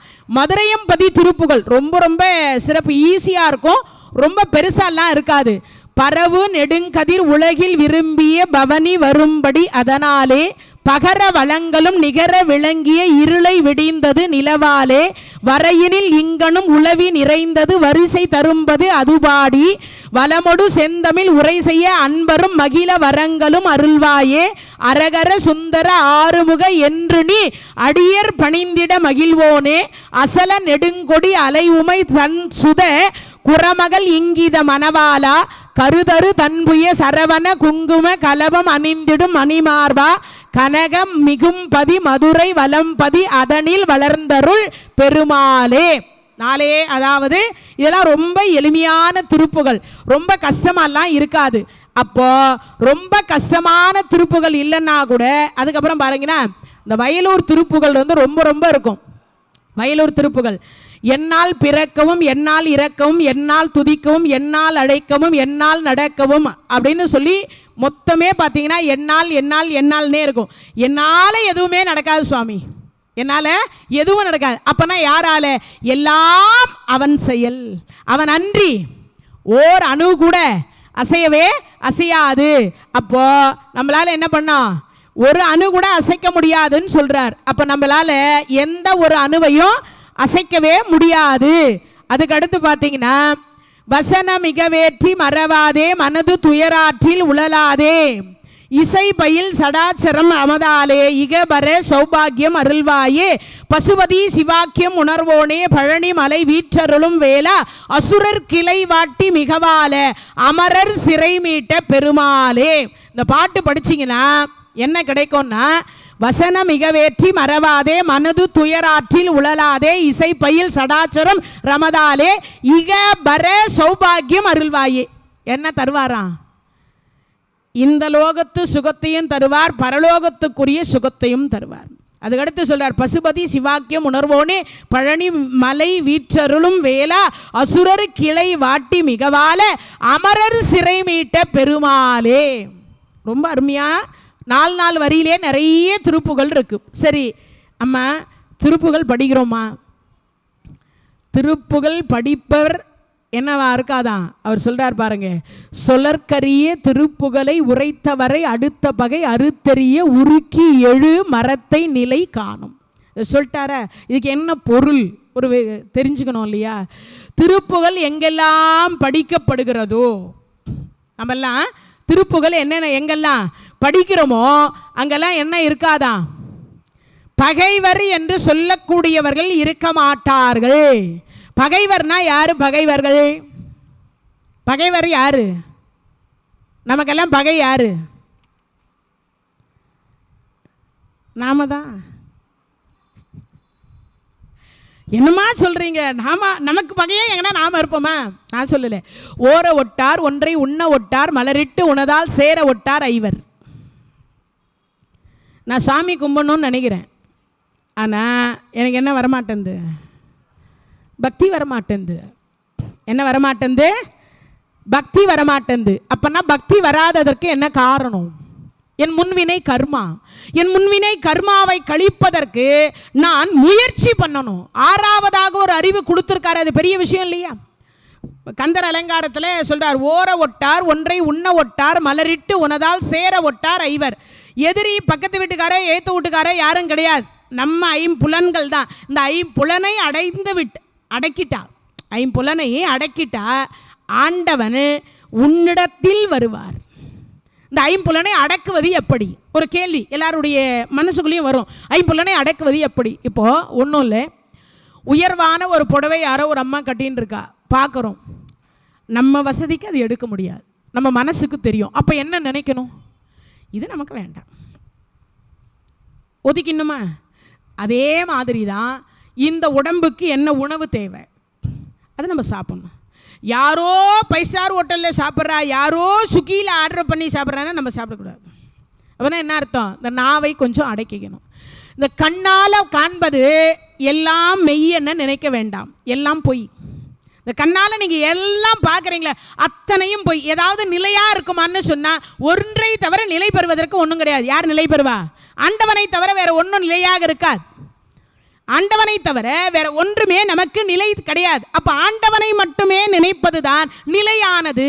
அப்ப அந்த கண்ணால எதெல்லாம் பார்க்குறோமோ அதை நிலை இல்லாததுன்னு உணர்வு பூர்வமாக புரிஞ்சுக்கணும். அடுத்து வாயால முடிந்த வரைக்கும், நான் சொல்லலை, திருமந்திரத்தில் அவர் சொல்றார், என்ன சொல்லணும்? இறைவனிடத்துல போனால் ஒரு பச்சிலை கொண்டு போ. யாவர்க்குமாம் இறைவனுக்கு ஒரு பச்சிலை, யாவர்க்குமாம் பசுவிற்கு ஒரு வாய்வுரை, யாவர்க்குமாம் உண்ணும் போது ஒரு கைப்பிடி, யாவர்க்குமாம் பேசுகிற பொழுது இன்னுரைதானே. பேசுகிற வார்த்தை நல்லையா இருக்கணும். பேசுகிற வார்த்தை நல்லா இருக்கணும்னா வீட்டுக்காரர்கிட்டையும் சரி, மனைவிக்கிட்டையும் சரி, பிள்ளைங்கக்கிட்டையும் சரி, பக்கத்து வீட்டுக்கார், ஏற்ற வீட்டுக்கார், நண்பர்கள், தோழர்கள், யாராக வேணா இருந்தாலும் அவங்கக்கிட்ட நல்ல வார்த்தையை தவிர வேறு வார்த்தை பேசக்கூடாது. இன்னொன்று, ஆண்டவனிடத்தில் பேசுகிற பொழுதும் என்ன சொல்லணும்? இறைவா, இருக்க இடம், உண்ண உணவு, உடுக்க உடை, அரிய ஒரு பிறவி, இப்பிறவி போனால் எப்பிறவி வாய்க்குமோ தெரியாது. அப்போ என்ன பண்ணணும்? நம்ம கேட்கணும், அடுத்து ஒரு பிறவி இருக்குமானால் அப்பிறவியிலும் உன்னை மறவாமை வேண்டும். யார் கேட்டா? காரைக்கால் அம்மையார் கேட்டா இல்லையா? இரவாத இன்ப அன்பு வேண்டிப்பின் வேண்டுகின்றார், பிறவாமை வேண்டும் மீண்டும் பிறப்புண்டேல் ஐயனே உன்னை மறவாமை வேண்டும் இன்னும் வேண்டும், அறவாணி ஆடுகின்ற பொழுது மகிழ்ந்து பாடி உன் அடியின் கீழ் இருக்க வேண்டும். இறைவனுடைய திருவடியைத்தான் நினைக்கணும். நம்ம நினைக்கலாம், நிறைய பேர் நினைச்சுட்டு இருப்போம், காசிக்கு போக முடியல, ராமேஸ்வரத்துக்கு போக முடியல, அப்புறம் பத்ரிநாத்துக்கு போக முடியல, கேதார்நாத்துக்கு போக முடியல, 5 லட்சம் கேட்குறாங்களாம் கைலாய யாத்திரைக்கு. இப்படி எல்லாம் ஆசை இருக்கும். கைலாயம் எங்கே இருக்குன்றீங்க? கொஞ்ச நேரத்துக்கு முன்னாடி நம்ம சிவசுப்பிரமணிய சுவாமி கோயிலில் தான் கைலாயத்தை பார்த்தோம். பார்த்தீங்களா இல்லையா? கைலாயத்திற்கு எனக்கு போகுவதற்கு எனக்கு வசதி இருந்தால், என் உடல்நிலை ஆரோக்கியமாக இருந்தால் நான் கைலாய யாத்திரை போகலாம். எனக்கு வசதியும் இல்லை, என் உடம்பும் ஆரோக்கியம் இல்லை, நான் கைலாயத்தை விரும்பினேன், எனக்கு என்ன பயன்? அப்போ கைலாயம் போல நந்தனார் இல்லை, நாமெல்லாம் ஒரே நாளில் விளைவிச்சு நம்மளெல்லாம் கொண்டு போய் நேராக கைலாயத்தில் அப்பர் பெருமான் இல்லை, நாமெல்லாம் சுந்தரமூர்த்தி சுவாமிகள் இல்லை, நாமெல்லாம் ஞானசம்பந்தர் கிடையாது. ஏன்? நாமெல்லாம் சாதாரண மானுட பிறவிகள். அப்போ மானுட பிறவிகளுக்கு ஏற்ற ஆசையை மட்டும் படு. இப்போ கல்யாணம் ஆகலையா? ஆசைப்படு. ஒரு குழந்தை பாக்கியம் இல்லையா? ஆசைப்படு. ஒரு வேலை கிடைக்கலையா? ஆசைப்படு. ஒரு வீடு இல்லையா? ஆசைப்படு. இதெல்லாம் சாதாரணமான ஆசை. அதுக்காக வானத்தில் பறக்கணுன்ற ஆசைப்படக்கூடாது இல்லையா? அப்போது இப்போ சொன்னது புரிஞ்சிருக்கும்னு நினைக்கிறேன். ஓர ஒட்டார் ஒன்றை உண்ண ஒட்டார் மலரிட்டு உணதால் சேர ஒட்டார் ஐவர். ஒரு மலரை கொண்டு போய் அவன் பாதத்தில் போடுவதற்கே இந்த 5 புலன்கள் ஒத்துழைக்க மாட்டதுன்னா எதிரி பக்கத்து வீட்லையோ எழுத்த வீட்லையோ இல்லையோ நம்ம உடம்புக்குள் இருக்கிறது. அப்போ இந்த 5 புலன்களை அடக்கிவிட்டால் நமக்கு துன்பம் வராது. இது ஒன்று. இவர் சொல்கிறதுல ஒரு வகை இது. இன்னொன்று, இந்த எதிரின்னு நிறைய பேர் இருக்கா நமக்கெல்லாம். ஏன்? நம்மளை பார்த்து பொறாமப்படுறதுக்குன்னே சில பேர் இருப்பாள். ஆமாம், ஒரு புடவை கட்டிட்டு நான் வெளியில் அப்படி சில நேரத்தில் வந்தேன்னா, எங்கே தான் இந்த அம்மா புடவை வாங்குதோ தெரில, தினமும் ஒரு புடவையை கட்டிட்டு எங்கேயோ கிளம்பிடுது. அப்புறம் பார்த்திங்கன்னா நம்ம IRISலேயும் பேட் ஃபியூச்சர்லேயும் சில பேர் சொல்லுவாங்க, வீட்டுக்கார் தான் போய் சேர்ந்துட்டார் போல இருக்குது, இந்த அம்மா நல்ல பொட்டு வச்சுன்னு இருக்குதே. ஒரு அடியார் ஃபோன் பண்ணி கேட்குறார். நான் சொன்னேன், என்னுடைய பர்சனல் விஷயத்தில் தலையிடுவதற்கு யாருக்கும் உரிமை இல்லை.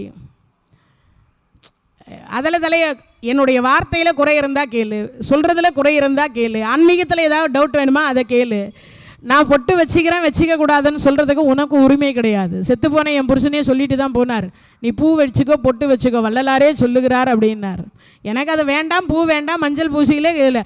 ஆனால் அது என்னென்னா, என் பிள்ளைகள் அம்மா நீ இப்படி இருந்தே இப்படியே பழகிட்டோமா, இப்படியே இருமா, எங்களுக்கு அது பார்க்கறதுக்கு ஒரு மாதிரியாக இருக்குன்னாங்க. அதனால் நான் இப்போ அடுத்தவர்கள் மனதை நோக்கடிக்க அவன் என்ன சொல்கிறான்னு நான் காது கொடுத்து கேட்டால் தான் எனக்கு பிரச்சனை. சரி, என்னமோ சொல்லிட்டு போகிறார், விட்டுட்டு போ, நம்ம கேட்கக்கூடாது. அப்போது இங்கே சொல்கிறார், சொலற்கரிய திருப்புகளை உரைத்தவரை. திருப்புகள் எவரெல்லாம் படிக்கிறாரோ அவர் இடத்துல பகை என்று சொல்லக்கூடியது கிட்ட நெருங்காதுன்றார். யார் நெருங்காது? உன்னை பார்த்து பொறாமைப்படுகிறவர்கள், உன்னை பார்த்து பொச்சிருப்பு படுகிறவர்கள், உன்னிடத்தில் யாராவது உன்னை கெடுக்க நினைக்கக்கூடியவர்கள். உன்னை யாராவது கெடுக்க நினைச்சாங்கன்னா, இல்லை உனக்கே சொல்வாங்கல்ல, நிறைய துன்பம் இருக்கே. துன்பம்னா எது எதில் வருது? நாள் என் செய்யும், வினைதான் என் செய்யும், என்னை நாடி வந்த கோல் என் செய்யும், கொடுங்கூற்று என் செய்யும். நமக்கு இருக்கே எல்லாம் தான். எது? இந்த ராகு கேது செவ்வாய் சனி எல்லாம் இருக்கே. அதெல்லாம் இல்லைன்னெல்லாம் சொல்லிக்க முடியாது, எல்லாம் இருக்குது. ஏன் இருக்குன்னா, நான் இந்த 5 புலன்களை அடக்காமல் சில நேரங்களில் தவறான பாதைக்கு போகிறேன் இல்லையா?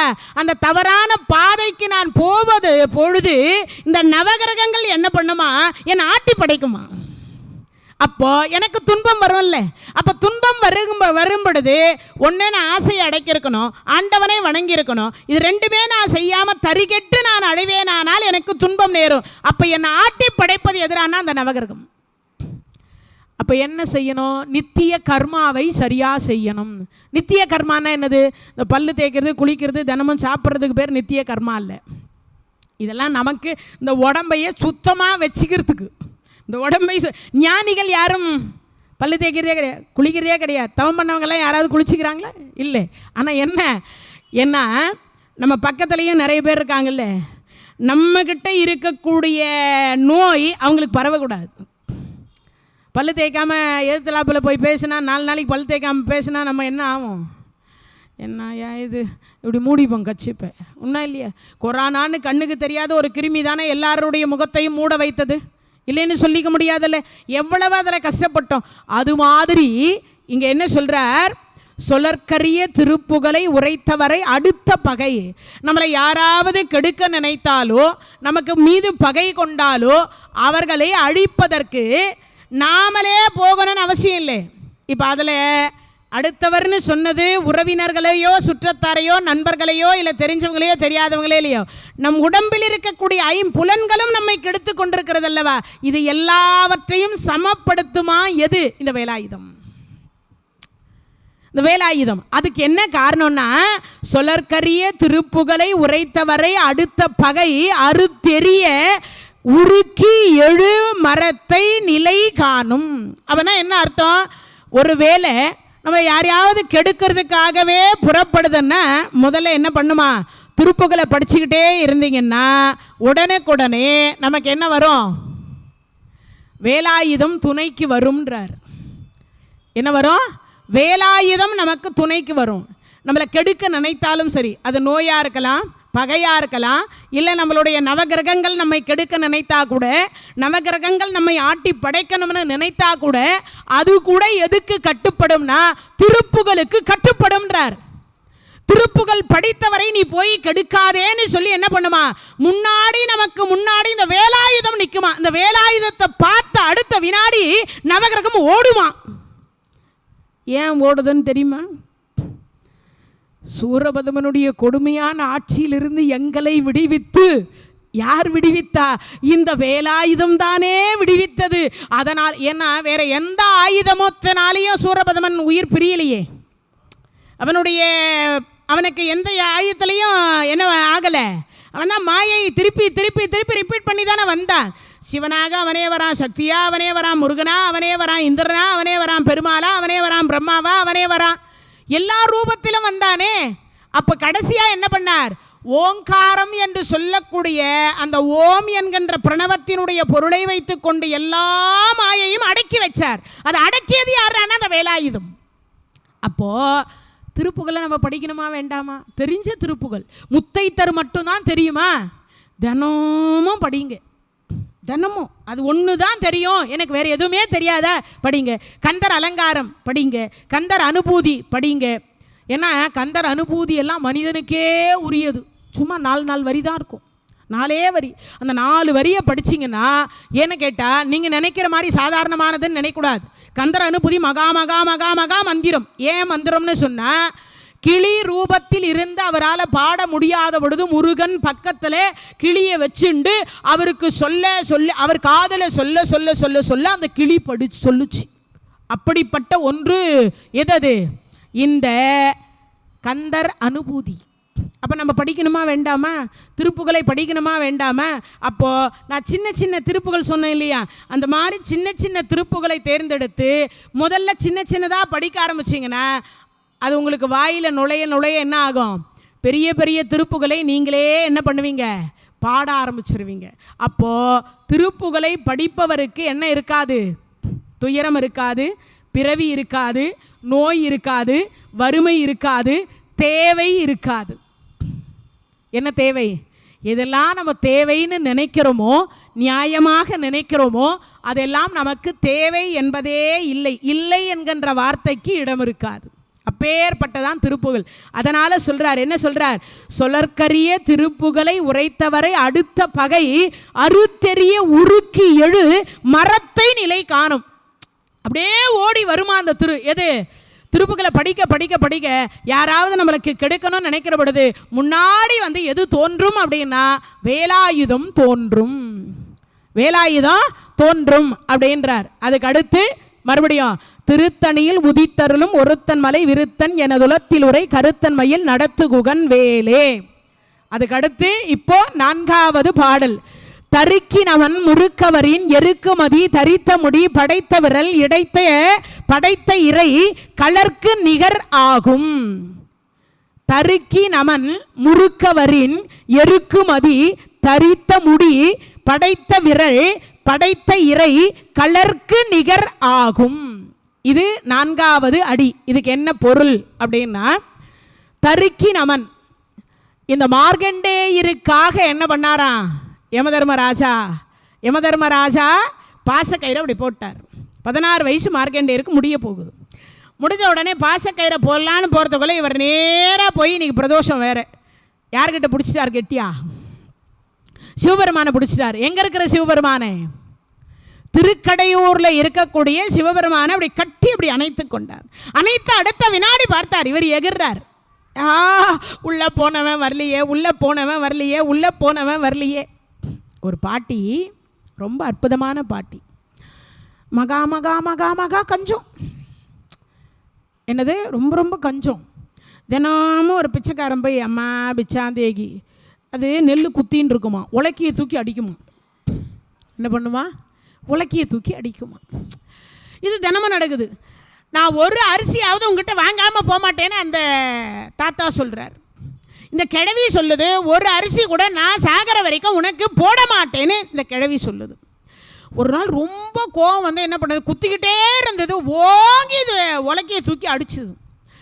இவர் என்ன பண்ணாரா, அந்த உலக்கை தானே வந்தால் வரட்டும் பார்க்கலாம், எத்தனை நாள் தான் அந்த உலக்கையில் நானும் அடி வாங்குறேன்னு தட்டை இப்படி நீட்டிக்கிட்டே இருந்தாராம். அந்த உலக்கை அவரை தாண்டி போய் அந்தாண்ட விடும் பொழுது அந்த உலக்கையில் ஒரு அரிசி ஒட்டின்னு இருந்தது. அது அந்த தட்டில் விழுந்துருச்சு. அது அந்த தட்டில் விழுந்துட்டுது. இப்போ யமதர்மராஜா பாசக்கயிறை போட்டு தர தர தர தர தர தரன்னு இழுத்துண்டு போகிறார். இப்போ தான் சமீபத்தில் தான் நான் ஸ்ரீவில்லிபுத்தூரில் கருட புராணம் பேசி வெளியிட்டிருக்கிறோம். எல்லாம் போய் பாருங்கள், எவ்வளவு நரகம் இருக்குதுன்னு அப்போ தான் தெரியும். நம்மெல்லாம் என்ன பாவம் பண்ணியிருக்கோன்னு அத்தனை பாவத்திற்கும் விளக்கத்தை கொடுத்துருக்குறோம். அதெல்லாம் கொஞ்சம் கேளுங்க. எல்லாரும் கேட்டோன்னா முடிஞ்ச வரைக்கும் நம்மெல்லாம் என்ன பண்ணாமல் இருப்போம், பாவம் பண்ணாமல் இருப்போம். இங்கிருந்து அங்கே போகிறதுக்கு 16 நாள் ஆகிறது. அப்படி 16 நாள் ஆகிற பொழுது வைதாரணி நதி என்கின்ற ஒரு நதியில் அதை நம்மளை போட்டு அப்படி இழுத்து தர தர தர தரன்னு இழுத்துட்டு போவார். தண்ணி இருக்காது, சாப்பாடு இருக்காது. அதற்கென்று ஒரு உடம்பை கொடுத்து இழுத்துட்டு போகிறார். அப்படி இழுத்துட்டு போகிற பொழுது எல்லாம் சிவசிவான்னு சொல்கிறவங்க சிவான்னு சொல்லலாம், முருகான்னு சொல்லலாம், எல்லாமே சொல்லலாம். ஆனால் ஒவ்வொரு அடி எடுத்து வைக்கிற பொழுதும் சீவு இருக்கும், ரத்தம் இருக்கும். அதுக்கப்புறம் பார்த்தீங்கன்னா மலை ஜலம் இருக்கும், அதுக்குள்ளே தான் கால் வைக்கணும். அதுக்கப்புறம் அதில் புழு இருக்கும், நண்டு இருக்கும், வண்டு இருக்கும், பாம்பு இருக்கும், தேல் இருக்கும். என்னென்ன நமக்கு உடம்பை வறுத்து எடுக்குமோ அதெல்லாம் இருக்குமா, இதெல்லாம் இருக்கும் அது உள்ளார. அப்போது அந்த மாதிரி ஒரு கஷ்டம் என்கின்ற ஒன்றுக்குள்ளே இப்போது மார்க்கண்டேயர் உள்ள அந்த மாதிரி வரக்கூடாதுன்னு யமன்கிட்ட இவ்வளோவெல்லாம் படுறமே வேண்டாம், இறைவா உன் திருவடியிலே சரணம்ன்றதுக்காக அவர் பிடிச்சார். இப்போ அந்த மாதிரி இந்த கிழவியை இழுத்துட்டு போகிறார் யமன். உயிர் பிரிஞ்சிச்சு. ஒரு அரிசி முந்தின நாள் விழுந்துக்குது அந்த அடியார் தட்டில். இழுத்துட்டு போனார். போன உடனே அந்த ஆன்மாவை எங்கே கொண்டு போய் விடுவார்னா சிவபெருமான் கிட்ட விடுவார். அந்த சிவபெருமான் காலை போய் கெட்டியாக அந்த கழுவி பிடிச்சிக்கிச்சான். விடமாட்டேன் சாமி, இந்த வெளியில் ஒருத்தர் நிற்கிறான் சாமி. நிற்கிறான். ஆமாம் சாமி, அவன் யாருன்னு தெரியுமா? கருணையே இல்லாத பாவி. என்னை எப்படி இழுத்துட்டு வந்தான் தெரியுமா? ஏன், நான் அறுத்த கைக்கு கூட சுண்ணாம்பு வைக்கலை, நான் அவ்வளவு கஞ்ச பிசினாரி. அதனால் என்னை எங்கெங்கேயோ கூட்டி போய் கடைசியாக இங்கே கூப்பிட்டு வந்திருக்கான். அந்த படும்பாவி இந்த 16 நாள் படுத்தின பாடே என்னை படாத பாடு படுத்திட்டான். அதனால் அவங்ககிட்ட காட்டி கொடுத்துடாதே. யார் இந்த கிழவி கேட்குறான். கருணை மிகுந்தவர் சிவபெருமான். சிவசிவ என்கிறர் தீவினையாளர், சிவசிவ என்றிட தீவினை மாலும், சிவசிவ என்றிட தேவரும் ஆவர், சிவ சிவ என்ன சிவகதி தானே. அப்பேற்பட்ட கருணை உடைய கடவுள் காட்டி கொடுப்பார. 1 மணி நேரம் ஆச்சு, 2 ஆச்சு, 3 ஆச்சு, 4 மணி நேரம் ஆச்சு, காட்டியே கொடுக்கல. ஏமா எட்டி எட்டி பார்க்குறாராம். அந்த கிழவி உள்ளே போனாலே வரலையே, உள்ளே போனாலே வரலையேன்னு. கடைசியாக அங்கேருந்து ஒரு பூதம் வந்துச்சு, சிவபூதம். என்ன ஏமா இங்கே யாரை பிடிக்கலான் இருக்க? இல்லை நான் பிடிக்க வரல, உள்ள ஒரு பாட்டியை அமுச்சு விட்டனே, அவள் வரமாட்டா. ஏன் வரமாட்டா? அவளுக்கு கைலாய பதவி கொடுத்துட்டாங்க. கைலாய பதவியா? அவன் கணக்கில் ஒரு நாள் கூட ஒரு புண்ணியமும் பண்ணலையே. நேற்று என்னமோ ஒரே ஒரு புண்ணியம் பண்ணாலாமே. என்ன புண்ணியம்? ஒரு மகானுடைய தட்டில் ஒரு அரிசி போய் விழுந்தது. அவளா வேணும்னு போடலை. அதில் அவள் என்னவா போட்டிருக்கா? அந்த அடியார அடிக்கணுன்றதுக்காக உலக்கையை தூக்கி எறியும் போது அதிலிருந்து உலக்கையிலிருந்து ஒரு அரிசி விழுந்தது. அதுக்கே சிவபெருமான் கைலாயம் கொடுத்தாருன்னா நமக்கெல்லாம் எவ்வளோ கொடுப்பாருன்னு யோசிக்கணும் இல்லையா? அப்போது மார்க்கண்டேயருக்காக பாசக்கயிறு போடலாமல் அது போன்ற வாசற்படியில் நின்று கொண்டிருக்கிறார் யமன். எங்கே? திருக்கடையூரில். அப்படி நின்று கொண்டிருக்கக்கூடிய யமனுக்காக யார் உதைத்தது? சிவபெருமான் உதைத்தார். இது மட்டும் எல்லாருக்கும் தெரியும். ஊன்றிய திருவடி சிவன் திருவடி, உதைத்த திருவடி உமையவள் திருவடி. சிவபெருமான் மட்டும் உதைச்சிருந்தார்னா நம்மெல்லாம் நல்லா இருந்திருப்போம். ஏன்? யமன் ஒருத்தன் இருந்திருக்க மாட்டானே. சிவபெருமான் காலில் ஒரு உதை வாங்கினா யமன் உயிரோடு இருப்பானா? யமன் உயிரோடு இருப்பானா? இப்பயும் நான் அதுக்கு விளக்கம் சொல்கிறேன் பாருங்க. அப்பா கொம்பு எடுத்துகிட்டு வருவார். வர்றதுக்குள்ளேயே அம்மா குறுக்கில் பொந்து சும்மா அந்த அடிக்கிற மாதிரி பத்து பத்து பத்தும்பா, வலிக்காதபடி அடிப்பா. யாரவ? அம்மா. இந்த ஒரு ஜென்மத்துக்கு வர்ற அம்மாவே அந்த மாதிரி அடித்தாள்னா ஜென்மாந்தரத்துக்கும் வர்ற அம்மா எப்படி அடிப்பான்னு யோசிக்கணும். அவ சிவபெருமான் ஊன்றினார், ரொம்ப வேகமாக தான் ஊன்றினார் உதைக்கலான்னு. அம்பாள் பார்த்தா அச்சோச்சோ என் குழந்தைக்கு என்ன ஆகுமோன்னு பயந்து உதைக்கிற மாதிரி மெதுவாக அப்படி டச்சு தான் பண்ணார். அம்பாள் உதைத்திருந்தாலும் அவர் போயிருப்பார், இல்லைன்னு சொல்ல முடியாது. ஆனால் அம்மா இந்த ஒரு ஜென்மத்துக்கு வர அம்மா இல்லை, ஜென்மாந்தரத்துக்கு வர அம்மா. அதனால் அந்த அம்மா மெதுவாக உதைச்சதுனால பிளாஸ்டரி போட்டுருக்காராம் 4 யுகமா. யார் அவர்? யமன். நான் சொல்லலை. மீனாட்சி திருக்கல்யாணத்தில் யமலோகத்துக்கு மீனாட்சி போனாலாம். போன உடனே இன்னமா கப்பங்கட்டல. அம்மா வணக்கம், நீங்கள் மீனாட்சி கப்பங்கட்டலையாமே? கட்டிடுறேங்க, நீங்கள் முன்னாடி போங்க. இப்போ ஆமாம், ஏன் இன்னும் கட்டல? இங்கே வந்து கேட்குற வரைக்கும் வச்சுப்பியா? தெரியல, பாவிங்க கிட்ட நேற்றே சொன்னேன், வந்துட போகிறா, போய் கட்டிட்டு வாங்கன்னு. ஆமாம், என்ன நெத்தியில் காயம்? ஐயோ, உதைச்சதே அவதான். அப்போ ஒரு காலில் வச்சா, இப்போ 2 காலில் வந்திருக்கா. அம்மா மீனாட்சி, உன் அடியார்களுக்கு யமபயம் வராமல் இருக்கட்டும், நான் காப்பாத்துறேன். மீனாட்சி லோகத்தில் கொண்டு வந்து விட்டுடுறேன், நான் இப்போவே போங்க, நான் கப்பம் கட்டுறேன்னாரான். எப்போ? மீனாட்சி கிட்ட. அது மாதிரி 4 யுகமாக பிளாஸ்டரி போட்டுருக்காரு யமன். அதை இங்கே நினைவுபடுத்தி சொல்கிறார். என்ன சொல்கிறாரா? தருக்கினவன் முறுக்கவரின் எருக்குமதி, தரித்த முடி படைத்த விரல் படைத்த இறை கலர்க்கு நிகர் ஆகும்னர். அப்போ அதுக்கு அர்த்தம் என்ன? யமதர்மராஜா பாசக்கயிறை போட்டு இழுத்து யார்? மார்க்கண்டேயருக்காக உதைச்சார் இல்லையா? அப்படி உதைக்கிற பொழுது முறுக்கவரின் எருக்குமதி. சிவபெருமானுடைய திருமுடியில் என்ன இருக்கு? எருக்கும் பூ இருக்கு. எருக்கும் பூன்னா அது என்ன அது குறிக்கும்? சிவபெருமான் எருக்கும் பூ அதனுடைய தன்மை என்னன்னு யாருக்காவது தெரியுமா? எருக்கும் பூவினுடைய தன்மை என்னன்னு தெரியுமா? என்ன தன்மை? விஷத்தினுடைய தன்மை. அது விஷத்தினுடைய தன்மை. எருக்கும் பூ என்பது என்னது? நீங்கள் ஒன்றும் இல்லை, இந்த எருக்கம் பூ கிள்றீங்கல்ல, அதில் பால் வருதில்ல, அந்த பால் கண்ணில் பட்டுச்சுன்னா கண்ணு குருடாயிடும். தெரிஞ்சு வச்சுக்கோங்க, கண்ணு போயிடும். அதனால் எருக்கும் பூவை நம்ம பிள்ளையாருக்கு போடும் பொழுது கூட அதை அறுத்த உடனே தண்ணியில் கொட்டி அலசிட்டு அதுக்கப்புறமா அந்த எருக்கும் பூவை கோத்து அதுக்கப்புறம் தான் போடணும். அதுக்கப்புறம் இன்னொன்று, அந்த எருக்கம் பால் பட்டால் உடனே கையை நல்லா ஒரு தடவைக்கு ஒரு 4 தடவை கழுவணும். தெரியாத கூட அந்த எருக்கம்பால் இருக்கும் பொழுது கண்ணை அப்படி கசக்கிட்டோன்னா கண்ணில் இருக்கக்கூடிய பாப்பாவில் போய் பட்டுச்சுன்னா சுத்தமாக கண் பார்வை தெரியாது. உடனே ஸ்பாட்டில் உடனுக்குடனே கண் குருடாகும். அவ்வளவு மோசமானது எது? எருக்கம்பூ.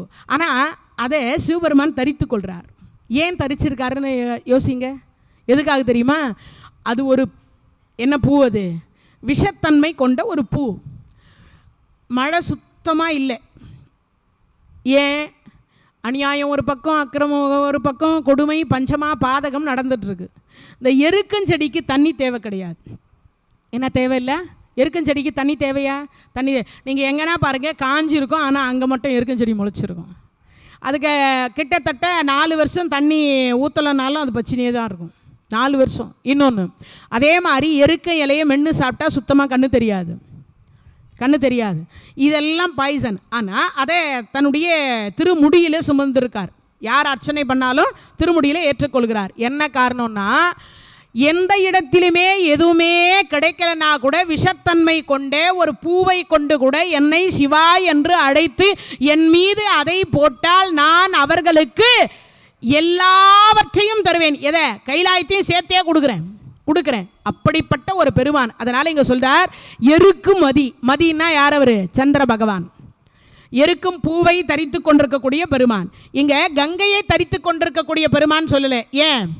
பேற்றை தவம் சற்றும் இல்லாத என்னை பிரபஞ்சம் என்னும் சேற்றை கழிய வழிவிட்டவா செஞ்சடாவி மேல் ஆற்றை பணியை இதழியை அம்புலியின் கீற்றை புனைந்த பெருமான் குமாரன் கிருபாகரனை. முதல் பாடல் கந்தர் அலங்காரத்தில் இதை கொடுத்துருப்பார். அதில் 6 முதலே கொடுத்துட்டார். ஏன் கொடுத்தார்னா, நாம் எல்லாம் பிறவி என்கின்ற சேறு பூசிக்கொண்டிருப்பதனால இறைவன் சிவபெருமான் 6 வைத்திருக்கிறார், கழுவுவதற்காக, பாவத்தை போக்குவதற்காக. அதில் கொடுத்தார். இதில் என்ன சொல்றார்? எருக்கு மதியினார். ஒருவேளை ரொம்ப மழையே இல்லாமல் எல்லாம் கஷ்டத்திலிருந்து ஒரு பூ கிடைக்காம ஒரு தண்ணி கிடைக்காம இருந்தால் கூட அந்த விஷத்தன்மை கொண்ட பூவை கொண்டு வந்து இறைவனுடைய பாதார விந்தத்திலோ திருமுடியிலோ போட்டுவிட்டு இறைவா உன்னை நான் வணங்குறேன்னு சொன்னால் எல்லாம் தருவானா சிவபெருமான். அப்பனே இப்படி கொடுத்தா அவன் பிள்ளை எப்படி கொடுக்க மாட்டான். அதுக்கு அடுத்து சொல்கிறார், மதி சூடின்றார். யார் சூடின்னு இருக்கிறது? மதி தரித்த முடியினார். மதினா யாரு? சந்திர பகவான். சந்திர பகவானுடைய அபயம் எப்போ? தட்சனுடைய யாகத்தில் பங்கு பெறுறாங்க. தட்சனுடைய, அதாவது இங்கே தட்சனுக்கு 50 பெண் பிள்ளைங்க. அந்த 50ல் 13 காசிபருக்கு கொடுத்தார், 10 யமனுக்கு கொடுத்தார், 27 பெண் பிள்ளைகளை சந்திர பகவானுக்கு கொடுத்தார். அவர் எல்லார்கிட்டையும் சம அளவு அன்பு செலுத்தியிருக்கணும். அஸ்வினி முதல் ரேவதி வரைக்கும் இருக்கக்கூடிய 27 நட்சத்திரங்கள் தான் சந்திர பகவானுடைய மனைவிமார்கள். ஆனால் ரோகிணியை மட்டுமே அவர் என்ன பண்ணார்? யாகத்திற்கு, கல்யாணத்திற்கு, கிரகப்பிரவேசத்திற்கு எங்கே போனாலும் அந்த அம்மாவோடவே போனார். இந்த 26 பெண்கள் போய் அப்பா கிட்ட சொன்னாங்க, அப்பா எங்களை விட்டுட்டாருப்பா, ஒருவனுக்கு ஒருத்தின்னு கல்யாணம் பண்ணி கொடுத்துருக்கலாமே, இப்படி எல்லாரையும் ஓட்டி அனுப்புகிற மாதிரி ஓட்டி அனுப்பி கடைசியில் ஆடு மாடு மாதிரி எங்களை அவர் விட்டுட்டாரே அப்படின்னு அழுதாங்க. இவர் கூப்பிட்டு விசாரணை பண்ணும்பொழுது அவங்களுக்கு எல்லாருக்கும் நான் நல்ல புடவை தான் கொடுத்துருக்கேன், அவங்கெல்லாம் வீட்டில் இருக்காங்கன்னு போய் சொன்னார். அப்போ தட்சனுக்கு கோபம் வந்தது. அப்போ அவர் சொன்னார், நாளொன்றுக்கு தேய்ந்து ஓய்ந்து ஒளிந்து மறைந்து போக கடவது. கொடுத்துட்டார் சாபம், மாமனார் சாபம் அது. இப்போ அந்த மாமனார் கொடுத்த சாபத்தில் இருந்து மாற்றி அமைக்கிறதுக்கு பிரம்மா கிட்ட போனார். பிரம்மா சொன்னார், என் பதவியை கேட்காம இருக்கிற வரைக்கும் நான் தப்பிச்சேன். ஏன்? ஏற்கனவே 2000 பிள்ளைங்களை பற்றி என் பதவியை கேட்கறதுக்காக தான் அவன் பிள்ளையை பற்றி அமுச்சு வச்சான். அதனால் அவன் கேட்குறான் இல்லையா, அதனால் வேண்டாம், நான் உனக்கு உதவி பண்ண முடியாது. திருமால் சொன்னார், என்கிட்ட வராமல் இருக்கான், அதனால் நானும் உனக்கு உதவி செய்ய முடியாது. உடனே நேராக நந்தியம்பெருமானை வணங்கி சிவன் உள்ளே போனார், கைலாயத்துக்குள்ளே போகிறார். சந்திரா என்னடா இது கோலம்னார். ஒன்றும் இல்லை சுவாமி, மாமனார் சாபம், என்னை காப்பாற்றுங்க. நடந்ததை மொத்தமாக சொல்லிட்டார். சொன்ன உடனே பார்த்தார், அப்படியா சரி, அவர் சாபம் கொடுத்தார், நான் உனக்கு வரம் கொடுக்குறேன். என்ன வரம்? நாளொன்றுக்கு தேய்ந்து ஓய்ந்து மறைந்து போக கடவுள். அப்படியே தேய்ந்து மறைந்து போக கடவுள்னு கொடுத்தார்ல, நான் மறைந்து ஒரு நாள் மறைந்து மீண்டும் நீ வளர்பிறையாக ஆக கடவுது, ஒரு நாள் பௌர்ணமியாக காட்சி கொடுக்க கடவுது அப்படின்னார். இப்போ ஒரு கேள்வி அங்கே வந்துடுச்சு, சுவாமி மறைந்திருக்கிற பொழுது மாமனார் போட்டு தள்ளிட்டா என்ன பண்ணுறது? தட்சனுடைய ஆட்சி அவ்வளவு கொடுமையாக இருந்ததான். அப்போ இவர் சொல்கிறார், உடனே சொன்னார், நான் இருக்கிற வரைக்கும் நீ இருப்ப, என்னை வணங்குறவங்க உன்னையும் வணங்கட்டும், என்னை வணங்குறவங்க உன்னையும் வணங்கட்டும், அதனால் கொடுக்குறேன்டான்னார். எங்கே? காலடியில் இடம் கொடுக்கலாம் எல்லாரும். எங்கே கொடுத்தார்? திருமுடியில் இடம் கொடுத்தார். அப்போது அப்பேற்பட்டவருடைய அப்பா யார்? அப்பாவே இப்படி கருணை பண்ணுறவர், அவரை கட்டி பிடிச்சிட்டு இருந்து மார்கண்டேயருக்காக உதைத்தவர், ஒரு அடியாருக்காக யமனையே உதைச்சவர். அதுக்கப்புறம் சாதாரண விஷப்பூவாக இருக்கக்கூடிய எருக்கு பூவை கோட்டாவே கைலாயத்தையே கொடுக்குறேன்னு சொல்கிறார்.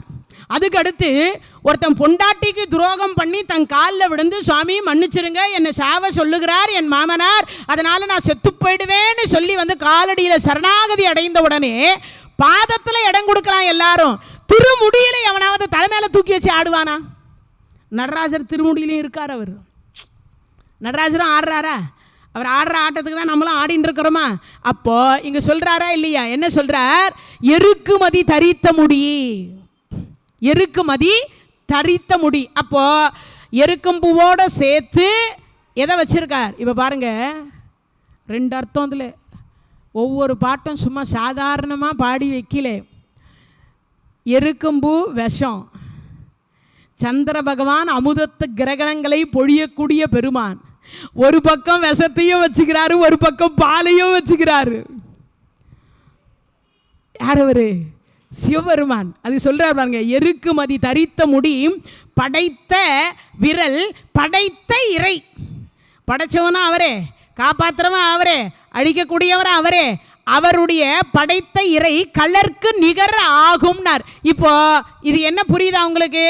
சிவபெருமானுடைய பாதத்தில் எவ்வளவு திருவருள் இருக்கிறதோ அந்த திருவருள் என்று சொல்லக்கூடியது இந்த முருகப்பெருமான் கையில் இருக்கக்கூடிய வேலாயுதத்திற்கு உண்டு அப்படின்றார்.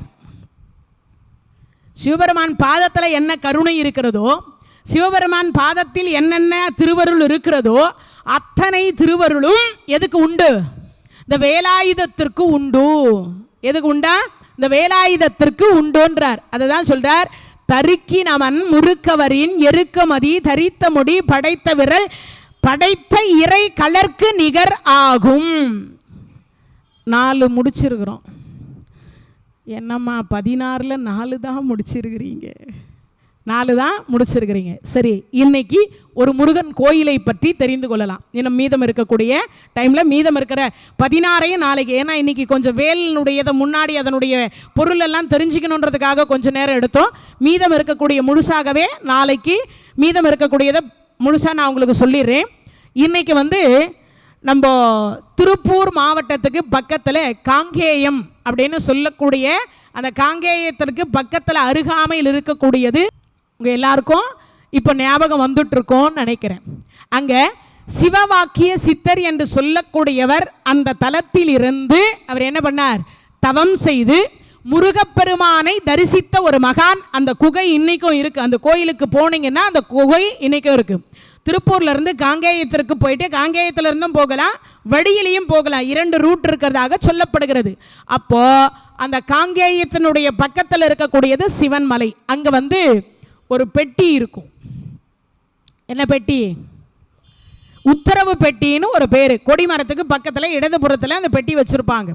அந்த பெட்டியில் உலகத்தில் ஏதோ ஒரு மூலையில் இருக்கக்கூடிய யாருடைய கனவிலாவது முருகப்பெருமான் தோன்றி ஒரு வருஷத்திற்கு ஒரு முறை ஒரு பொருள், அந்த பொருளை கொண்டு போய் அங்கே வச்சு வழிபாடு செய் அப்படின்னு கனவுல சொல்வார். உடனே அந்த பொருளை கொண்டு போய் அங்கே வச்சிட மாட்டாங்க. உடனே கொண்டு போய் எல்லாம் அந்த பொருளை வச்சிட மாட்டாங்க. என்ன பண்ணுவாங்க?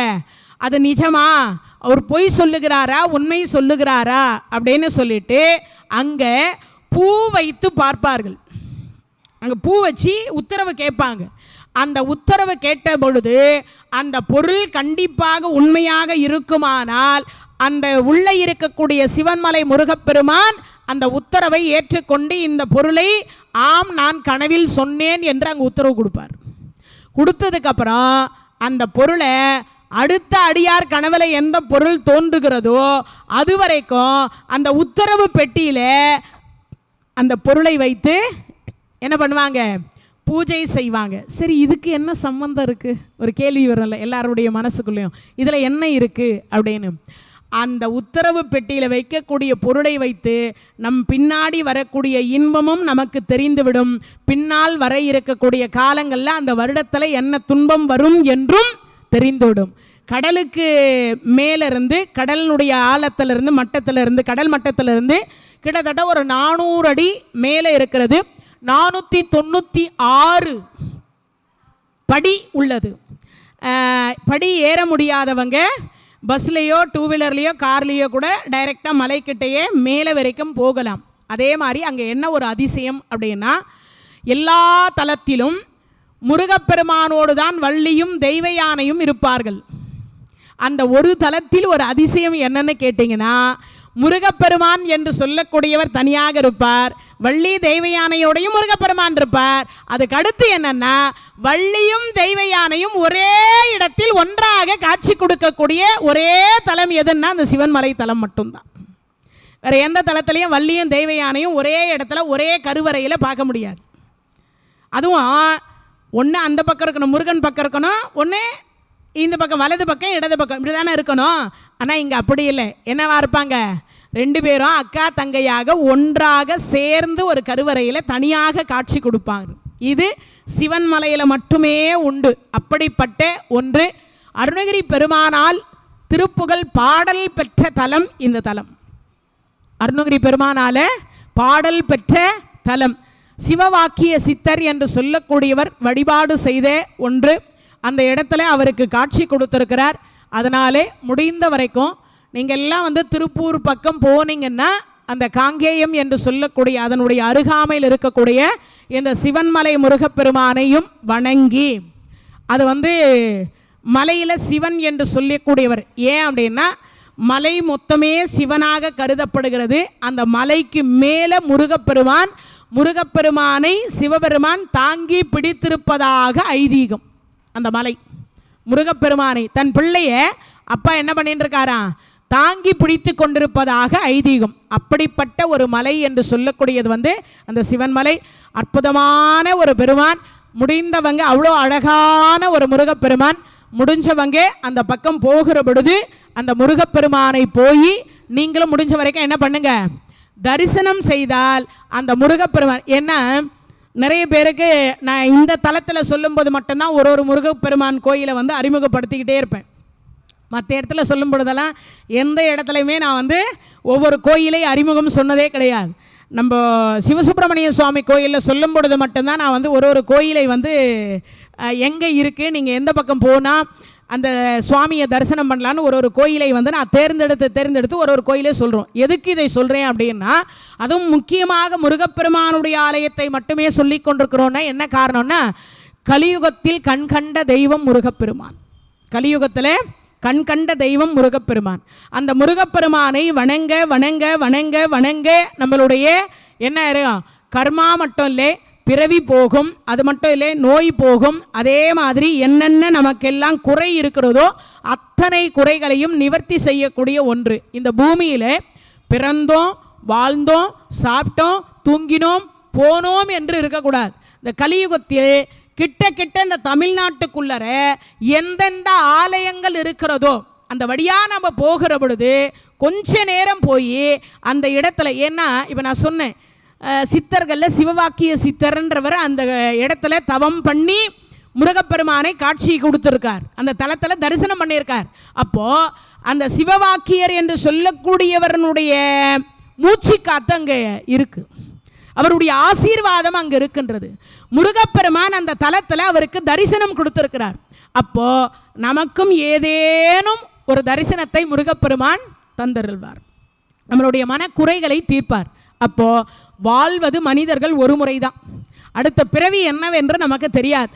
அப்படி தெரியாத பொழுது இந்த பூமியில் இருக்கிற வரைக்கும் நம்மால் முடிஞ்ச வரைக்கும் கிட்ட எந்தெந்த கோயில்கள் இருக்கிறதோ அந்த கோயில்கள் அத்தனையுமே, நான் எல்லா கோயிலையும் தரிசிக்க முடியுமானா இல்லை. அருணகிரியாரே சொல்லிட்டார், 7 கடல் மணலை அளவிடின் அதிகம் எனதிடர் பிறவி அவதாரம்ட்டார்.